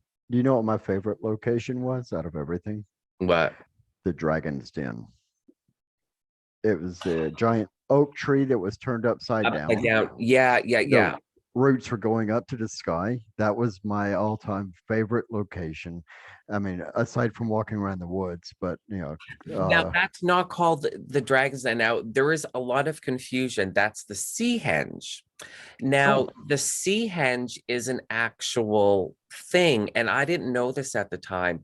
And quite some time ago, I was on Twitter, and someone posted a picture of this thing called the sea henge. And I'm like, oh, that's what the recreation was. So back before they put the sea henge there, it was a fire pit area, and they had called it the Dragon's Den. oh, So okay. it was on the older maps, it was the Dragon's Den, but that's actually the sea henge. Oh, Yeah. I just loved it because the wall around it was all birch that Hmm. was cut, Hmm. and I kept sneaking off down the trail and go down there, just sit there, But Yeah. yeah, but that lecture that I did there, because I was one of the lecturers, and that was frequencies across the veils, and it was Right. our perceptions and paranormal investigations are skewed. So, and then, but since then, I already wrote a book, um, paranormal and supernatural investigation basics, and Hmm. because I felt like not only the paranormal investigator, the person interested in doing that, needed this book as a guideline, but also people that are seeking paranormal investigators so they don't get taken by these Right. Right. crackpots that are Yeah. out there. Yeah. And I wrote it very cynically. So I thought I was going to catch backlash, but there's actually teams that will use the book. And uh, yeah, because I was really, honestly, I was fed up. Yeah. And, with the whole media hype and what everything's demons and everything's Yeah. this, Yeah. and, Yeah. Yeah. so I wrote this short book. It's not very big, to directly to the point, and talking about how, I mean, just for example, religion has no place in paranormal investigations because once again, you're going in to confirm your biases. Yeah.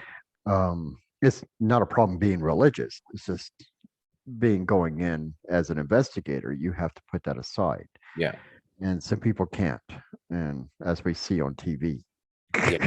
Yeah, I was talking about this with Michelle Belanger and in her episode, and I think it was part of her episode because we were talking a little bit afterwards after I stopped recording. So maybe it wasn't actually in the episode, but whatever. Um I have no experience in the paranormal world, like as far as like I've never been on a paranormal investigation. So all I see of paranormal investigations is, the TV shows. Mhm. So to me, paranormal investigation is a form of entertainment for me because Mhm. it's just, and I'm not saying it in a downplaying paranormal investigating way. I don't mean it like that, just because that's not part of my world. The Right. only the only way I experience paranormal investigation is through a form of entertainment of me watching it on television. So, and I know there's fakes out there, and I know in theory, really, how paranormal investigators can fake things or really dupe their clients, especially the ones that are like, oh well, we'll investigate, but it costs X amount of dollars, and how Mhm. they can dupe their clients and whatnot. But but in theory, because I don't have direct experience with the actual act of investigating, so kind of having like the inside scoop on what actually goes down. Mhm. So I think to have a book for the lay person, especially like you said, like someone who's like, my place is really haunted and it's dangerous and I'm scared and I need to get a team in here, but to be able to know how to vet an investigating team, Right. you know. Yeah, and because it has all the cautions in it. Mhm. I actually use legitimate examples. One of the ones is the biggest pet peeve for me. In Regina, a woman reached out to us and said that we're having all this activity and whatnot, and I've already spent close to $5,000, and we're like, well, time out. What did you just say? Well, I've already spent $5,000 to get it all taken care of, but you did what? Yeah, we'll be out. Well, how much is it going to cost me? We're not costing you anything. We're just coming to talk. A 2-hour conversation. That's all it took. Finds out that the mother and the stepdaughter are extremely intuitive and they're actually very linked. Um, and so both of them are having horrible days. So they're actually feeding into each other and Mm. manifesting everything that's going on in the house. Whereas that other group wanted to come in and do an exorcism on the daughter Oh my for God. 8,000 or 5,000, another $5,000, and she's autistic, and it's a simple conversation. Because the more we sat there and talked openly across the table, I was like, I've got an idea, just a curiosity. So I pulled out some Zener cards, and I said, "What card am I holding?" And nobody really got it. And I handed the cards to the mother. Said, "Pick one out, random." I looked at the daughter and said, "Can you tell me what card she's holding?" Right away, she got it. So I flipped it around, gave it to the daughter. Right away, the mother got it. And I did this multiple times to reduce that probability with the Zener cards. And every time they were dead on the money. I said, "Here's my theory. Instead of coming home from school and storming into your room, shutting the door, which I'm assuming that's what's going on, and stewing on the frustrations of being at school, and you stewing on your relationship and work issues and whatnot, why don't y'all just sit down and have a conversation? Get this off your chest. Mm. Set aside an hour after supper." Anyway, they started to do that. Literally every activity stopped in the house. There was no more things moving and noises and foul smells, and Yeah. but people were coming in convincing them that their house was occupied by a demon and we can cleanse it. And of course they're scared, they Yeah. don't understand. So that's Yeah. what one of those things that is applied in the book is that how, taking consideration, it might be something actually very natural, what we would consider natural, Yeah. um, and then just be cautious of these type of scenarios. I mean, I haven't announced it yet, so you can actually be the first to hear about it. But Ooh. we're actually putting in a paranormal and supernatural hotline, so that people can call in, and be able to talk to a physical person. Okay. We're not going to go out and investigate. I don't belong to a team anymore. I've removed myself from teams, Okay. and to can actually get the information. If it warrants an investigation, I will forward that to a team. But Okay. as a lot of times, I've already talked to two people on the phone, and this is where the idea came up. Mhm. And it was something very simple. Like, one was the kid was hypersensitive, Okay. and he had a high powered Wi-Fi unit in his bedroom, and he couldn't sleep at night, and he's having, all these different. As soon as he unplugged the Wi-Fi unit, he had no more paranormal activity in his room. Um, so all these different, there a lot of times these are very simple things Yeah. that can be explained or dealt with from a personal level. Because if you can empower someone to deal with it themselves, it means a lot more than someone coming in dealing with it. And Yeah, absolutely. Absolutely. so that's why we're putting that in there also for paranormal teams that are starting up, so they can have a phone line to say, look, we had this happen, whatnot, can we discuss it? And not saying, because no one, and I don't care what anybody says, no one in the paranormal field knows it all. Right. Uh, but we have a library here. We have other resources that we would be able to help people, and that maybe they wouldn't have at their fingertips. Mhm. And on the flip side, we learn more, Yeah, because absolutely. Absolutely. there's always going to be that, what, I have no idea. Can I call you back or send you a message or email and let you know? And Mhm. but when we do rituals, even when we do the rituals here, we investigate them. That's why the Saskatchewan Occult Technology Group was founded. And that's why I removed myself from paranormal teams. Um, I'm going to pause. And is that train going by, interfering with the mic? I don't hear anything. Okay, that's why I'm sorry. I had to pause real quick because I was it's a train ripping by. Oh, okay. No, I can't hear a thing. Okay. Yeah. And I had to call. Okay. But when we do the rituals, and we investigate, the team that is part of the Meduto effect, they're actually in a completely part of the different part of the building. They're not allowed to be a part of the ritual or anything. We do everything remotely. We measure for time distortions, by using a DTA meter. It was designed by a, Silicon Valley engineer, to investigate UFO sightings because there's always time distortions. Okay. So we run the probe through the middle of the circle. Um, we do that. We run a full spectrum analyzer looking for any frequencies that may evolve, even all the way down to the circle is lined with copper so that we can hook it up to an oscilloscope to see if there's any frequency variations.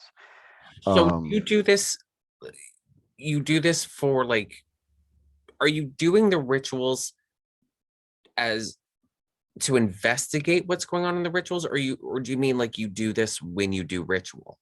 my personal rituals, no. Although, unless I run into a situation that I don't understand is something different that happened in that ritual, yes, I drag out additional equipment and record and everything else. Um, but when we're doing the group rituals, we're all under agreement that these investigations that we're doing is to make us better. Mhm. And for So example, you're always investigating when you do these group rituals. correct. Um, Interesting. Okay. yeah, everything is, hooked up, tested, all the way down to the static field changes. We look at it as an opportunity to become better. Mhm. And so and I have some of the videos released on the YouTube channel for the Meduto effect, but of some of the investigations. And like one of them, we found that by using the oscilloscope, uh, by measuring the frequency variations outside of the circle, we discovered that before, during the calling, it's an average of 14 hertz that's radiated from the circle. After every practitioner is synced, making the quotation marks in the air, Mhm. synced, and the circle is completed, it's always a standard 41 hertz that's being radiated from the circle. Now, the argument comes up, we have these debates. Is that coming to the circle or going out? Because we don't know. Right. So, so the assumption is it's going out. Emphasis on assumption. Hmm. Um, so with that being said, 41 hertz is in the gamma range of the brain. So if we're syncing up, is this frequencies that we're emitting out or possibly able to receive? Because that's usually in deep state meditation to reach that range. Right. So That's deep, that's deep though. yeah, and that's what we're investigating because it's not an investigation to say, to look for this entity or anything. It's to find hard facts of what we do because we know what we do works. Hmm. There's no question about it, Yeah. or else we wouldn't be doing it. The have a better understanding, of how it works so that you can become better. Okay, let's say like now we know time distortions do exist when you're creating a group circle. We know that for a fact. We have hard measurement evidence of that. Okay, but now how can we utilize this wormhole effect on time distortions? There's endless possibilities if you know how to utilize it. Yeah. So that bumps up to the next level of investigations. Now we're going to start measuring for magnetic variations. We know that we know for a fact, we've caught it on several different times. Plasma electromagnetic fields are generated from circles. Hmm. Uh, this is oddly enough, though, it's the same plasma electromagnetic fields that are created in the ionosphere when solar flares happen. So we're not sure why. Well, all I can tell you is we have hard facts that it's there. Right. So, um, so we get excited when we're doing the big rituals. Now, the some small dedications and the my personal ones or our individual personal ones, no. Okay. Um, except for one that I'm working on right now. I've been on it for 6 months now, and it's an experiment in a process that I'm hoping to be able to release here soon. And it, I'm finally getting somewhere with it. So now that I feel like, okay, I'm getting somewhere with the ritual, now I'll hook up the cameras. Now I can get the airspeed to see if the air changes, the static fields, all these different things, so that I can go in deeper into it. Yeah. Um, so it's not that it's a prerequisite for the rituals, but it's something that we use to enhance the ritual. Yeah. No, I just wanted to clarify that because the way you kind of casually like, oh yeah, ritual and invent da, Mhm. da, da, da. I'm like, so you're investigating the rituals that you're doing, or you're doing rituals to investigate? Like, Right. I wanted to make that clear because both uh would be fascinating, Mhm. to do ritual to just as part of an investigation, I think would be as equally fascinating as doing my regular ritual while it's being investigated to see what's going on. And it's nice to have, I mean, once again, as practitioners, we know what works, what Mhm. doesn't work, Yeah. for us as an individual. But it's also really nice to have that extra validation, um, that's really tangible. And then then it never fails. And this is what triggered doing this is you sit back going, okay, well, we did this and it created this, a measurable event. What if we did this? Would that change the event? And Right. Yeah. that's where the analysis starts coming into play. And yeah, like I said, not every ritual is measured. tested. Yeah. But if we have an event during a ritual that really raises some questions, why did that happen? We have the test equipment to throw into play. And the flip side of that is the SOTG group is not just practitioners, they're also programmers and designers. So that are open minded. So we sit around a table and the practitioners say, we had this and this and this happen.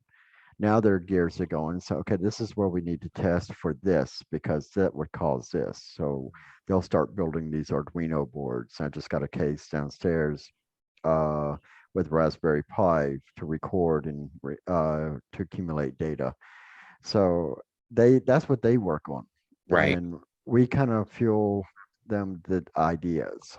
So how many rituals um have you do you have like recorded with all of this data? Um, as a group, one, two, only two as a group. Mhm. Um, as an individual, about five right now. Okay. Um, So uh, enough to see something's going on, not enough to say scientifically, like every time we do this, this is the result. correct. Cool. Because there's been a bunch of times where I'm going, okay, well, this worked last time. We got this type of measurement. We didn't get it on the next. And this is where I turn around and go, okay, what could have influenced it outside that's natural? Yeah. That's, and not everything, even if it's being measured, even as practitioners, and even though a lot of us are experienced practitioners, we don't right away go off the rails and say it was because of us. Yeah. You know, Yeah. it's to give you an example, and this is what's nice to have, like Steve, for example, that's he'll be downstairs, and let's say there was one point in the group ritual, all the IP cameras turned off right away. They were on, they're showing online, they're just not transmitting. Hmm. So his immediate reaction, most people would be like, and I say most, and I mean that very loosely, when they would turn around and go, well, it was the magic of the Right. circle, or Yeah. you weren't supposed to be doing this. No, his first reaction is to kick on a dual screen monitor and scan every frequency that's there that could possibly interrupt and knock out the cameras. Right. So he doesn't find one. So now he swings over. I mean, he's doing this so rapidly and he's recording everything as he's doing. So he immediately starts troubleshooting to make sure it's not something that's related, to the circle itself. Right. So he's immediately debunking everything. And there's some things he right away can debunk and say that it's, this is a natural event, a natural occurrence, it's because of an interference, because of a ground, type thing. But he's got to do everything remotely because he knows he can't interfere with the ritual. So Right. he literally has to have a full panel of screens around him and all this equipment that has to be set up remotely. And it's I give him props. He's extremely OCD, so it helps. Yeah. But that's going to be fascinating when you have a lot of data, you know, 100 rituals or however many. I mean, it'd have to be a high amount, but to collate all that data and start, you know, making connections and, compiling that all and uh, you know, write a book about it and say, Mhm. this is what we did and this is what we found. Yeah, it's funny you should mention that because it's actually in the process right now. Because as a control, you want to pick a ritual that you've already familiar with, Mhm. and so since '89, I've been doing the same identical ritual every Samhain. Uh, it's not a Samhain ritual; Mm. it's a energy type ritual because what a better time of the night to do that. Yeah. And uh, it went from two of us to 18 of us in Georgia to back and forth in size and everything else. But I have every one of my journals in very explicit detail of these. And we always put a scribe in the circle, so they're recording too what they Right. see. And this is before, granted, we had camcorders that would throw out your shoulder back then, and nobody Yeah. could afford them. Yeah. But the thing is that we actually recreate. That's the ritual that we've been testing. Is because we can. I had every one of the practitioners read the journals, and so that they could get an understanding of how the ritual worked in the past. Right. Then we'd actually do it, but we recreate it exactly how it always has been, with no variances. Have a scribe in there. Have the same format. So we have from written documents. Now we have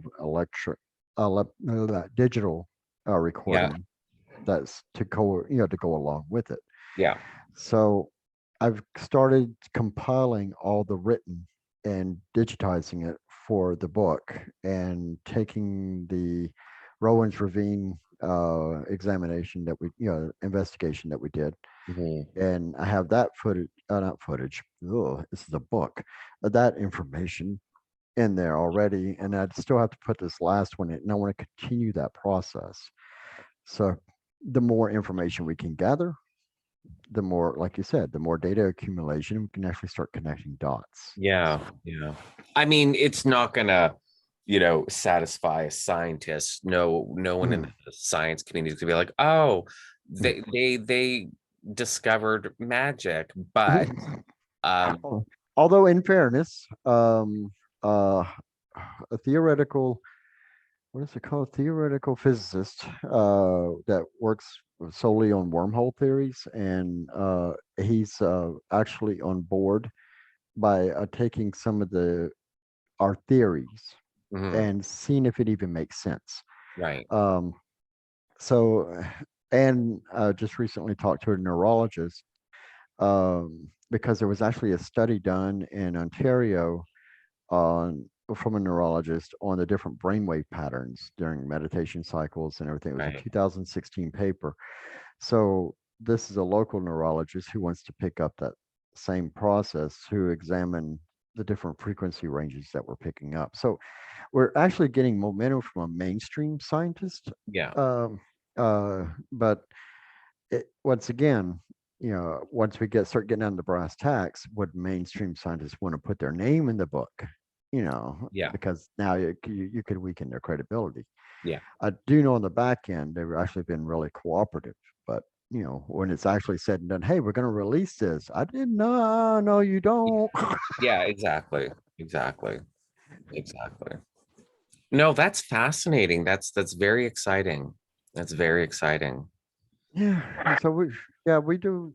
We're doing, and we're trying to keep up, and we're always trying to create new avenues for us to learn, not just Mhm. us, learn around us. So, like I said, on the YouTube channel, I do have several personal ones that I did, but also I have the ritual examination and some other concepts that, to give you an idea, we said about that, about frequencies, and we focused on that. But all right, so 1 frame per second equals 1 hertz. So we kept noticing the lights would flicker during the ritual. Okay, is this a perception thing or whatnot? Then I realized that the camera never picked up any of this. Mm, Camera records at 30 frames per second. I eyes can see up to 75 if the brain's in tune. So our cameras are actually inadequate in that field. mm, So so we're actually having cameras being developed because a cat's vision. How many times you heard the story? Cat staring at the wall. People were freaking out. What's standing behind me? yeah, Um, so we want that range to go from 60 to 120, and for the camera, so that we have that range that we're not missing the information. right, right, Yeah, because I the first to admit, if it didn't happen on camera, it didn't happen at all. right, Well, yeah, but I just had that realization that a camera speed that it's recording, which is actually, I say 30 frames per second, is 29.95 or 97 frames per second, Mhm. which equals to the hertz, which when you're looking on a monitor for evidence review and all these different things, we're missing information. And so there was actually credibility to our personal account. Yeah. Yeah. So so there's it's all these little small things that I'm having to backtrack and admit I was wrong, in a lot of things, Mhm. Here's one that it relates to what you do. Okay. Incense. This is going to be a strong selling point, so just take note of this. Okay. Uh, incense is small dust particles, and it was a huge incense smoke. Let me rephrase that.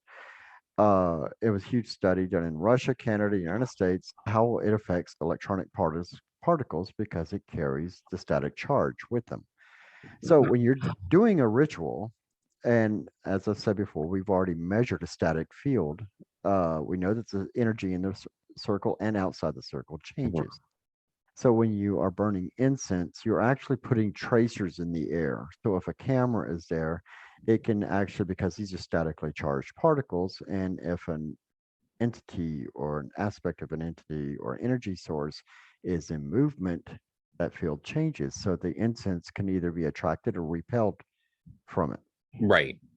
So, and I have some ridiculous footage of that, and I'm hoping to release that very, very soon.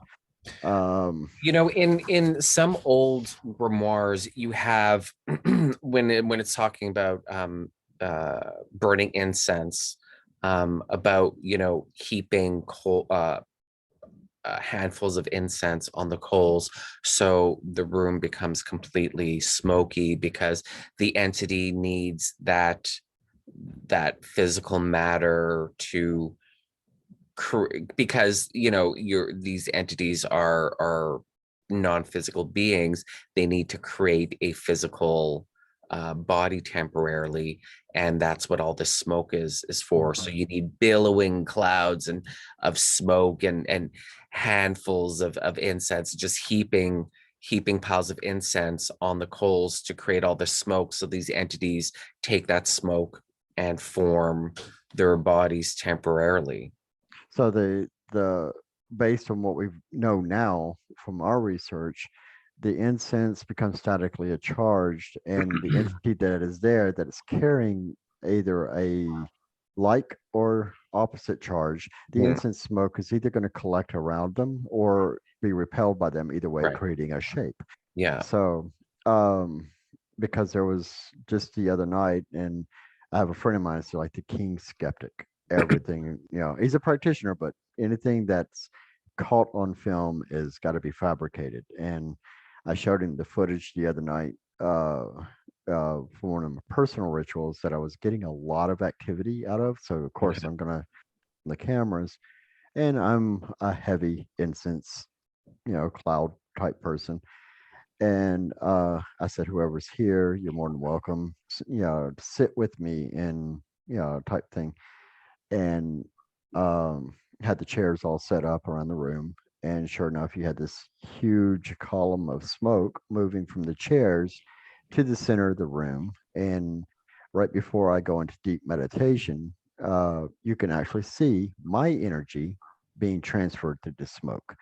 So we actually have that on multiple footages, not just one. It's not a Okay. one-off where we're going, yes, Yeah. we Yeah. have right now I have on those type footages a lot more, probably in the teens right now, where we actually caught that same aspect, but also was able to measure the static field change. Okay. So, by because you can use a static detector, which is just measuring differences in ions, Right. and as that stream of smoke, that form is moving by, it actually will follow it as a beating light, so you can catch it on camera to show the Oh, pattern okay. and Okay. the route. So, Yeah. See now, in all any of those, like on the Travel Channel, like Paranormal Caught on Camera or anything like that, mhm, if I saw any of those videos of you, these videos that you're talking about, I'd be like, well, that's faked. yeah. You know, Oh, because agreed. because I mean, I basically magical claim, paranormal claim, UFO, Bigfoot claim, whatever. I'm like, no, it's not real. And It's not real. that's what we get a lot of pride in, because we are practitioners and we're trying to become better. Yeah. And we have nothing to gain by financially, because we're just doing this independently. Mhm. And we put it out there for other paranormal teams. We send it to them and let them Yeah. scrutinize it, rip it apart. It doesn't matter to us. But But we've become so cynical, where it just like, just enjoy the wonder. No, no, it's just like, oh, no, it's faked. That's CGI, that's a well, cap. well, you know why this one particular ritual has been going on for so long? Because I question everything. Mhm. And I had to quit doing that. Where like you have your eyes closed and you're trying to go into meditation and you hear footsteps in the room. Okay, well, immediately you open your eyes to see, yeah, are you going to get to see something? Now you have to go back through into the entire cycle again, getting relaxed and getting grounded and centered. And, it's all these different things that kept happening that I couldn't quit trying to analyze it instead of Right. just accepting it that it Yeah. was going on. Yeah. And so once I started accepting that these different things would happen during the ritual, um, it was started moving along a lot faster. But it took me a couple of months to break down those personal barriers. Mhm. Yeah. Yeah. I long ago stopped looking over my shoulder because I know I'm not going to see anything. Like, you're not going to see anything. Uh, Right. you're experiencing it, you're feeling it, and that's what really matters. Hmm. But until you realize, like, turning your head to discover what isn't the purpose of the ritual. You know what I mean? Right. And It actually, you're never going to see, you can feel that presence behind you. You're never going to see it. Stop looking, because you're only going to distract yourself. You're going to distract yourself, and you're going to take yourself out of the moment. yeah. Actually adding just in the book, in the paranormal book, I said there's two different types of people in the paranormal field: enthusiasts and there's investigators. And enthusiasts just want the thrill, Mm, and the investigators who want the answer. And unfortunately, when we're doing ritual and whatnot, it's kind of the same aspect, because you're an enthusiast is turning their head, hoping they're going to catch yeah, something.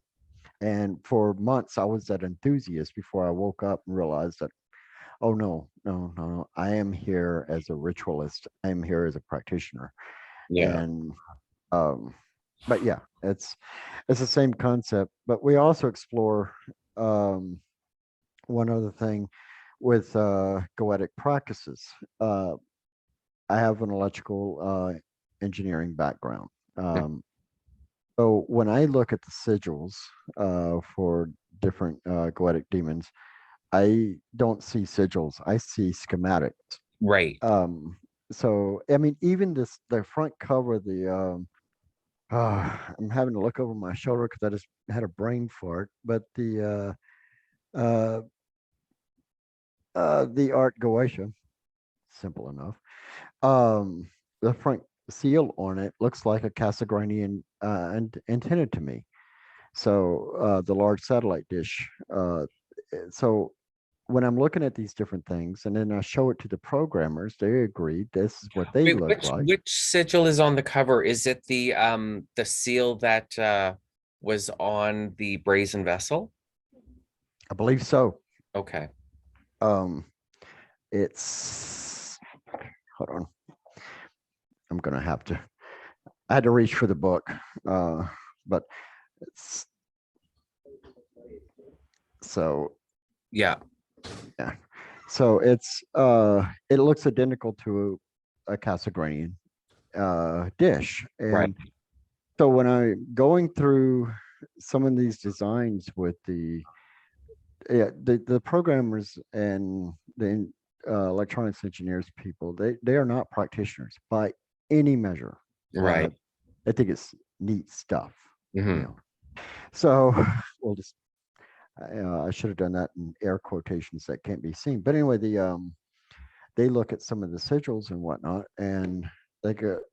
Oh, well, that's an amplifier. That's an induction coil. That's a ground. That's where the positive and negative lead. Oh, look, there's a speaker. I'm like, Huh, can interesting. you? So it's nice once we go back to perspective, going full circle. They look at it as schematics, and so they want to recreate some of these in schematics just to see if it works. Right. Because it's like Aaron said, he goes, it may just fizzle and start smoking, and it does nothing. But he goes, Yeah. I'd like to try a couple of these, If you don't try, you're not going to know unless you try, and that's and that's pretty much my model for motto for anything is, Mhm. I don't know unless I try. So Well, let's find out but yeah, what's the worst that can happen. yeah, I know. Right into a Yeah. black hole. Yeah. But there's it's just really interesting to see their perspective on these type of sigils, and I won't let them read the write up because I don't want to skew their opinion of it. Right. Right. So, but they're But they do look like a lot of and I mean, there's different styles for sigils, but Mhm. you look at the Goetia, and a lot of the sigils, like they look like well, as you say, schematics, but Mhm. I think lay people, would think like a circuit board, Right. or yeah, yeah, Hmm. yeah. And It, that's it, it kind of makes you wonder. It's kind of like, is there something are there layers to these sigils that we just don't know yet? that's a huge question because I've been asking that because now I'm looking at more and more sigils in a three-dimensional model. Uh, hearing these guys talk about creating schematics, actual circuit boards by using these. Um, it's interesting because I think I'm going to say COVID's been good to this aspect Mhm. is that more and more practitioners are thinking outside the box rather Yeah, than the black and white. yeah, And because they're having to self reflect and they're reaching out and communicating more via uh, not social keyboard warrior nonsense. I mhm, mean, through having video meetings with each other and right. stuff that they normally would not have the opportunity to do. And I think as a collective, um, for practitioners in general, I think we're on we're we're almost becoming the Elon Musk of the magical world because a lot of practitioners that I've talked to have been thinking extremely outside the box Mhm. and taking not only risks but uh, going beyond the black and white of pages Right. and they're still using that as a confirmation. But it's nice to see that people are kind of getting away from the gatekeepers, Mhm. getting away from my bloodline says, Yeah. trying to become more Yeah. self-identified. Mhm. And Mhm. so and through self-identification, you start exploring new possibilities. Yeah. And so I think that would be, I think it's great Yeah. personally. I don't know if you've heard of it, the documentary Hellier. No, I have not. Oh, you need to check it out. There's two seasons of it. Hmm. It's these paranormal investigators that oh it Hellier is hard to explain because it becomes so convoluted and so layered, but they they start by investigating claims of goblins in Kentucky, and it just go I can't explain it, but anyways, it's great. But it made me rethink everything about multi-dimensions and UFOs and aliens and da da da da da. Because I have no doubt that aliens exist on other planets. I mean, this universe is massive. Right. I'm not so egotistical to think that humans are the only intelligent life in this universe. I don't believe that aliens have ever gone from planet A to planet Earth Hmm. for a visit. Right. In the Star Trek way, like where you have to travel through space, or Mhm. in the Star Wars way where they're like jumping, or Right. Star Galactica where they're jumping, folding space or traveling through wormholes or whatever. I don't believe any of that. Hmm. So all of these UFO claims and sightings, da da da da da, I just kind of at the end of the day was like, they're not UFOs from another planet. Bigfoot, anything like that, and like uh, they're either like Bigfoot's an undiscovered creature, normal Hmm. creature on Earth, or it's like an astral creature. But there's holes to thinking that it's an astral energy. Um, but it was easy to just, it's either this or that. Right. Done. I put them in the boxes I needed to put them in. And then Hellier came around and it just made me rethink everything. Um, and so I've just been questioning my previous perceptions and beliefs and opinions, Hmm. um, reevaluating them and exploring different. And this COVID is absolutely the time to do it, because I just, as busy as I am with work, Hmm. I still have more downtime because I'm not working 24 hours a day. Right. Like even if on my busiest when I'm working 12 hours a day, well, there's still a few hours to the day where I can read or reflect or whatever. And because of that, because of Hellier and all of this extra time, I just completely revamped my entire belief system of the cosmos and the universe and the multiverse. And it was a complete renewal. And to me, it makes more sense than my previous opinions. I'm sitting here now being like, how did I ever think that way? Like that makes no sense. Like this is so obvious. True. That's COVID. That's COVID. Yeah. I mean, I'm not downplaying the seriousness or the tragedy of COVID in any way, shape, or form, because it's been completely tragic. But there's a shift, Hmm. in society. Um, Real well, quick. in Western society, there's a shift, and it's going to be interesting to see what a post-COVID world's going to look like. Oh, without a doubt. Mhm. Take a quick break for 1 second. Oh, like a break? Do you need me Yeah. to pause? Just Okay. like Well, okay. Well, I'm just going to hit pause. Okay. Perfect.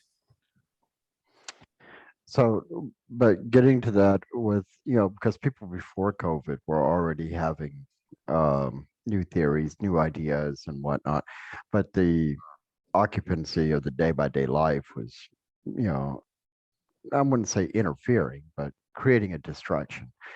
And then during these isolation days, we wanted to say COVID, we'll just call it isolation days. Mhm. Um, to give you an idea, the very experienced, I'm going to call her, I love this woman to death, but she's an old crone and she's amazing individual. So remember what, about 4 or 5 years ago, they finally discovered, it's about 5 years ago now, discovered that gravitational waves, Einstein's theory, was true. So Mhm. there's this quick blip of a time distortion that could happen. So she says, what about this thought? You know how many times you walked into a room, you swore you put your keys there, and then you come back and the keys are no longer there?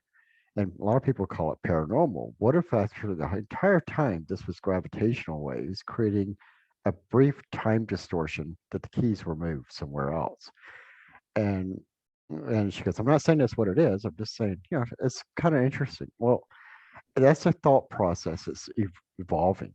And, we're applying, whether or not that could physically happen, but we're still considering other avenues. We're applying modern sciences to our traditional sciences. Hmm. And um, when I did the interview with Louis Valencia, she's an amazing individual, but she said we were becoming more techno majors because we're combining our sciences with what we already knew as our existing sciences.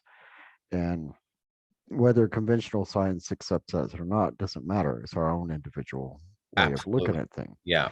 But it's I find it absolutely fascinating that more and more people are looking at it that way versus I had a ghost and he's been in my house and he keeps messing with my keys. Yeah. You know, Yeah. so it could be, but there's also there's a plethora of other explanations that people and it's funny. I'm just fixing. I just had a revelation.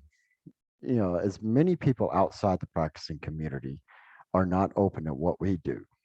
We're just as guilty as being, saying what we do is inside our community and I don't accept outside. The sciences. We won't cross that boundary Hmm. by combining it or embracing it as a possible explanation. And if we accept it as a possible explanation, wow, um, we we're only going to become better because now we can apply a different form of magic and you utilize this new tool that we have in our arsenal. It's I just realized that, I'm always saying that how people can't grasp it, what we do. And sometimes it's the same way inside our own circles. We Oh, can't grasp, absolutely. Yeah, uh, absolutely. I mean, but we have our own biases, and I think too, like because magic isn't accepted by mainstream science, I think we also become a little bit jaded as well, mhm, about it, and close, and as a result of that, being jaded, because we're just completely dismissed that we're just like, okay, well, mainstream science, like we have no connection to mainstream science. There's no overlap, there's no working together, you know so no, we definitely exist in our own biases. Absolutely. mm, Absolutely. yeah, and I'm a firm believer there is a place, even though I said, we educate and whatnot, there is time and place for the law of Hathor, you know, keeping the silence. But Mm, as far as the generalized explanation of things. So, but it's also, I think it also applies to what we're just talking about geographically and social interactions of that environment. Because I grew up in the South, you dare not, if you're a practitioner, gay or black, that was out of the questions, yeah. Yeah. and so it was, and to be socially accepted, you had to pretend to be someone else, Yeah. and because your life could literally depend on it. Yeah, absolutely. There was Absolutely. a coven that was beat to a pulp in Forsyth County. This is in the 80s. They thought they were far enough off the road that they couldn't be seen, and they were spotted, and a bunch of guys in pickup trucks, the label, Yeah. uh, come pulling in and literally beat them to a pulp. It was a Yeah. hand fasting ceremony. Oh, Um, geez. so that was the crowds that I grew up around. It's surprising that how open I am in where I'm at. Yeah. But I've ever since I moved here, I've just noticed Canadians in general are, well, the stereotyping is true to some Oh, aspects. wait, hold on a sec. My screen just completely froze. Oh, So I don't know if, I mean, I can still hear you. I no. can't even move my mouse. Um, Uh-oh. uh, okay. Well, just keep talking because I mean, no one cares about what we look like anyway. So just keep talking and maybe it'll unfreeze at some point. I don't know. I don't know. But you're looking happy and I'm looking pissed off. But I mean, I always look pissed off because of my eyebrows anyways. So whatever. And maybe at some point we'll unfreeze. But no, it's when it's surprising that because when I came up here to Canada, it's like even something as simple as my tattoos. My arms are tattooed with the celestium tech um, on my arms, and down there I had to keep them covered up. Yeah, Wow. yeah, I had to wear long sleeves or whatnot because you're one of them devil worshippers. We're gonna get you. Yeah, yeah. Um, so up here, I'm walking down the street. Like the first week I'm here, and my arms are exposed, and some little old lady says, "I love your tattoos." Culture shock. That's so funny. Well, so that's us Canadians for you. yeah, I always thought the stereotype was not true, but yeah, it is true Well, I mean, you know, for the most part. for the most part. Yeah. Yeah. Okay, sorry, I'm just a little distracted because I'm trying to see if I can,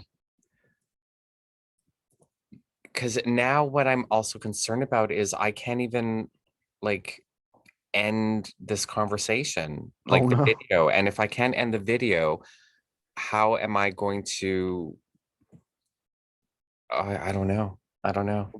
What if uh, I'm just asking is because if when I click leave, will it save it that way? Well, I like it saves once I stop Oh, the meeting. And I'm trying to force stop it and it's not working. So I don't know what's going to happen to this video, yeah. to be perfectly honest. Oh, maybe that's the sign of the whatever the universe saying, well, we should wrap this. Yeah, maybe it's the government saying they can't talk about this. Yeah, hey, I'm the firm believer in that. I'm sorry, I'm about every conspiracy theory known to mankind. Oh, I'm so not a conspiracy theorist at all. At After all. being That's not my jam. after being in the United States Air Force, I question everything. So Yeah. Yeah. that's Well, this sucks. Okay, well, yeah, I guess well, we've been at it for 2.5 hours, so it's not like if I can save this video, it's still gonna make for a good podcast because it has been 2.5 hours. true. So so let's just call it an episode. Okay. Okay, so before we leave, Hmm.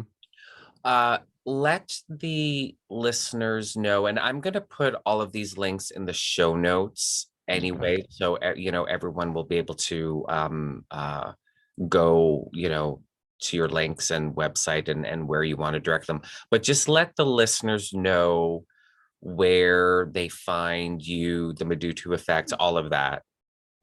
Well, let's see. The main website, which has all the links to go everywhere, which is at medutu.ca. And on Facebook, you can find us at facebook.com House Medutu.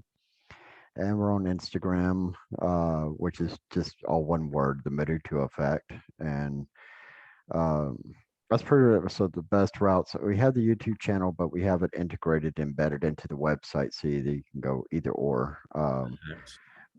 So it's and then every other link that I mentioned before with the SOTG group, Mhm.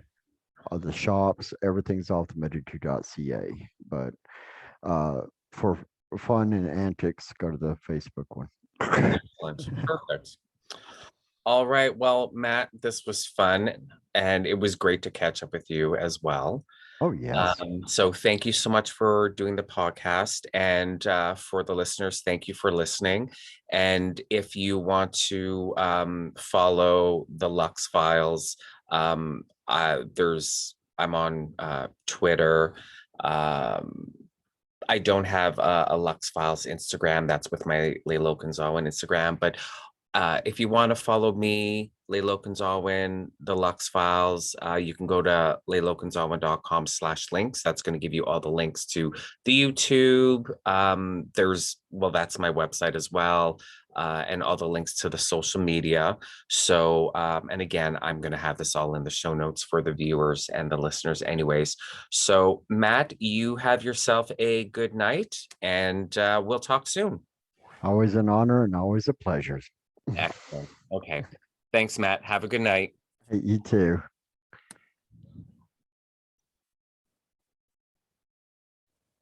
Oh, my computer won't even turn off. Oh, there we go.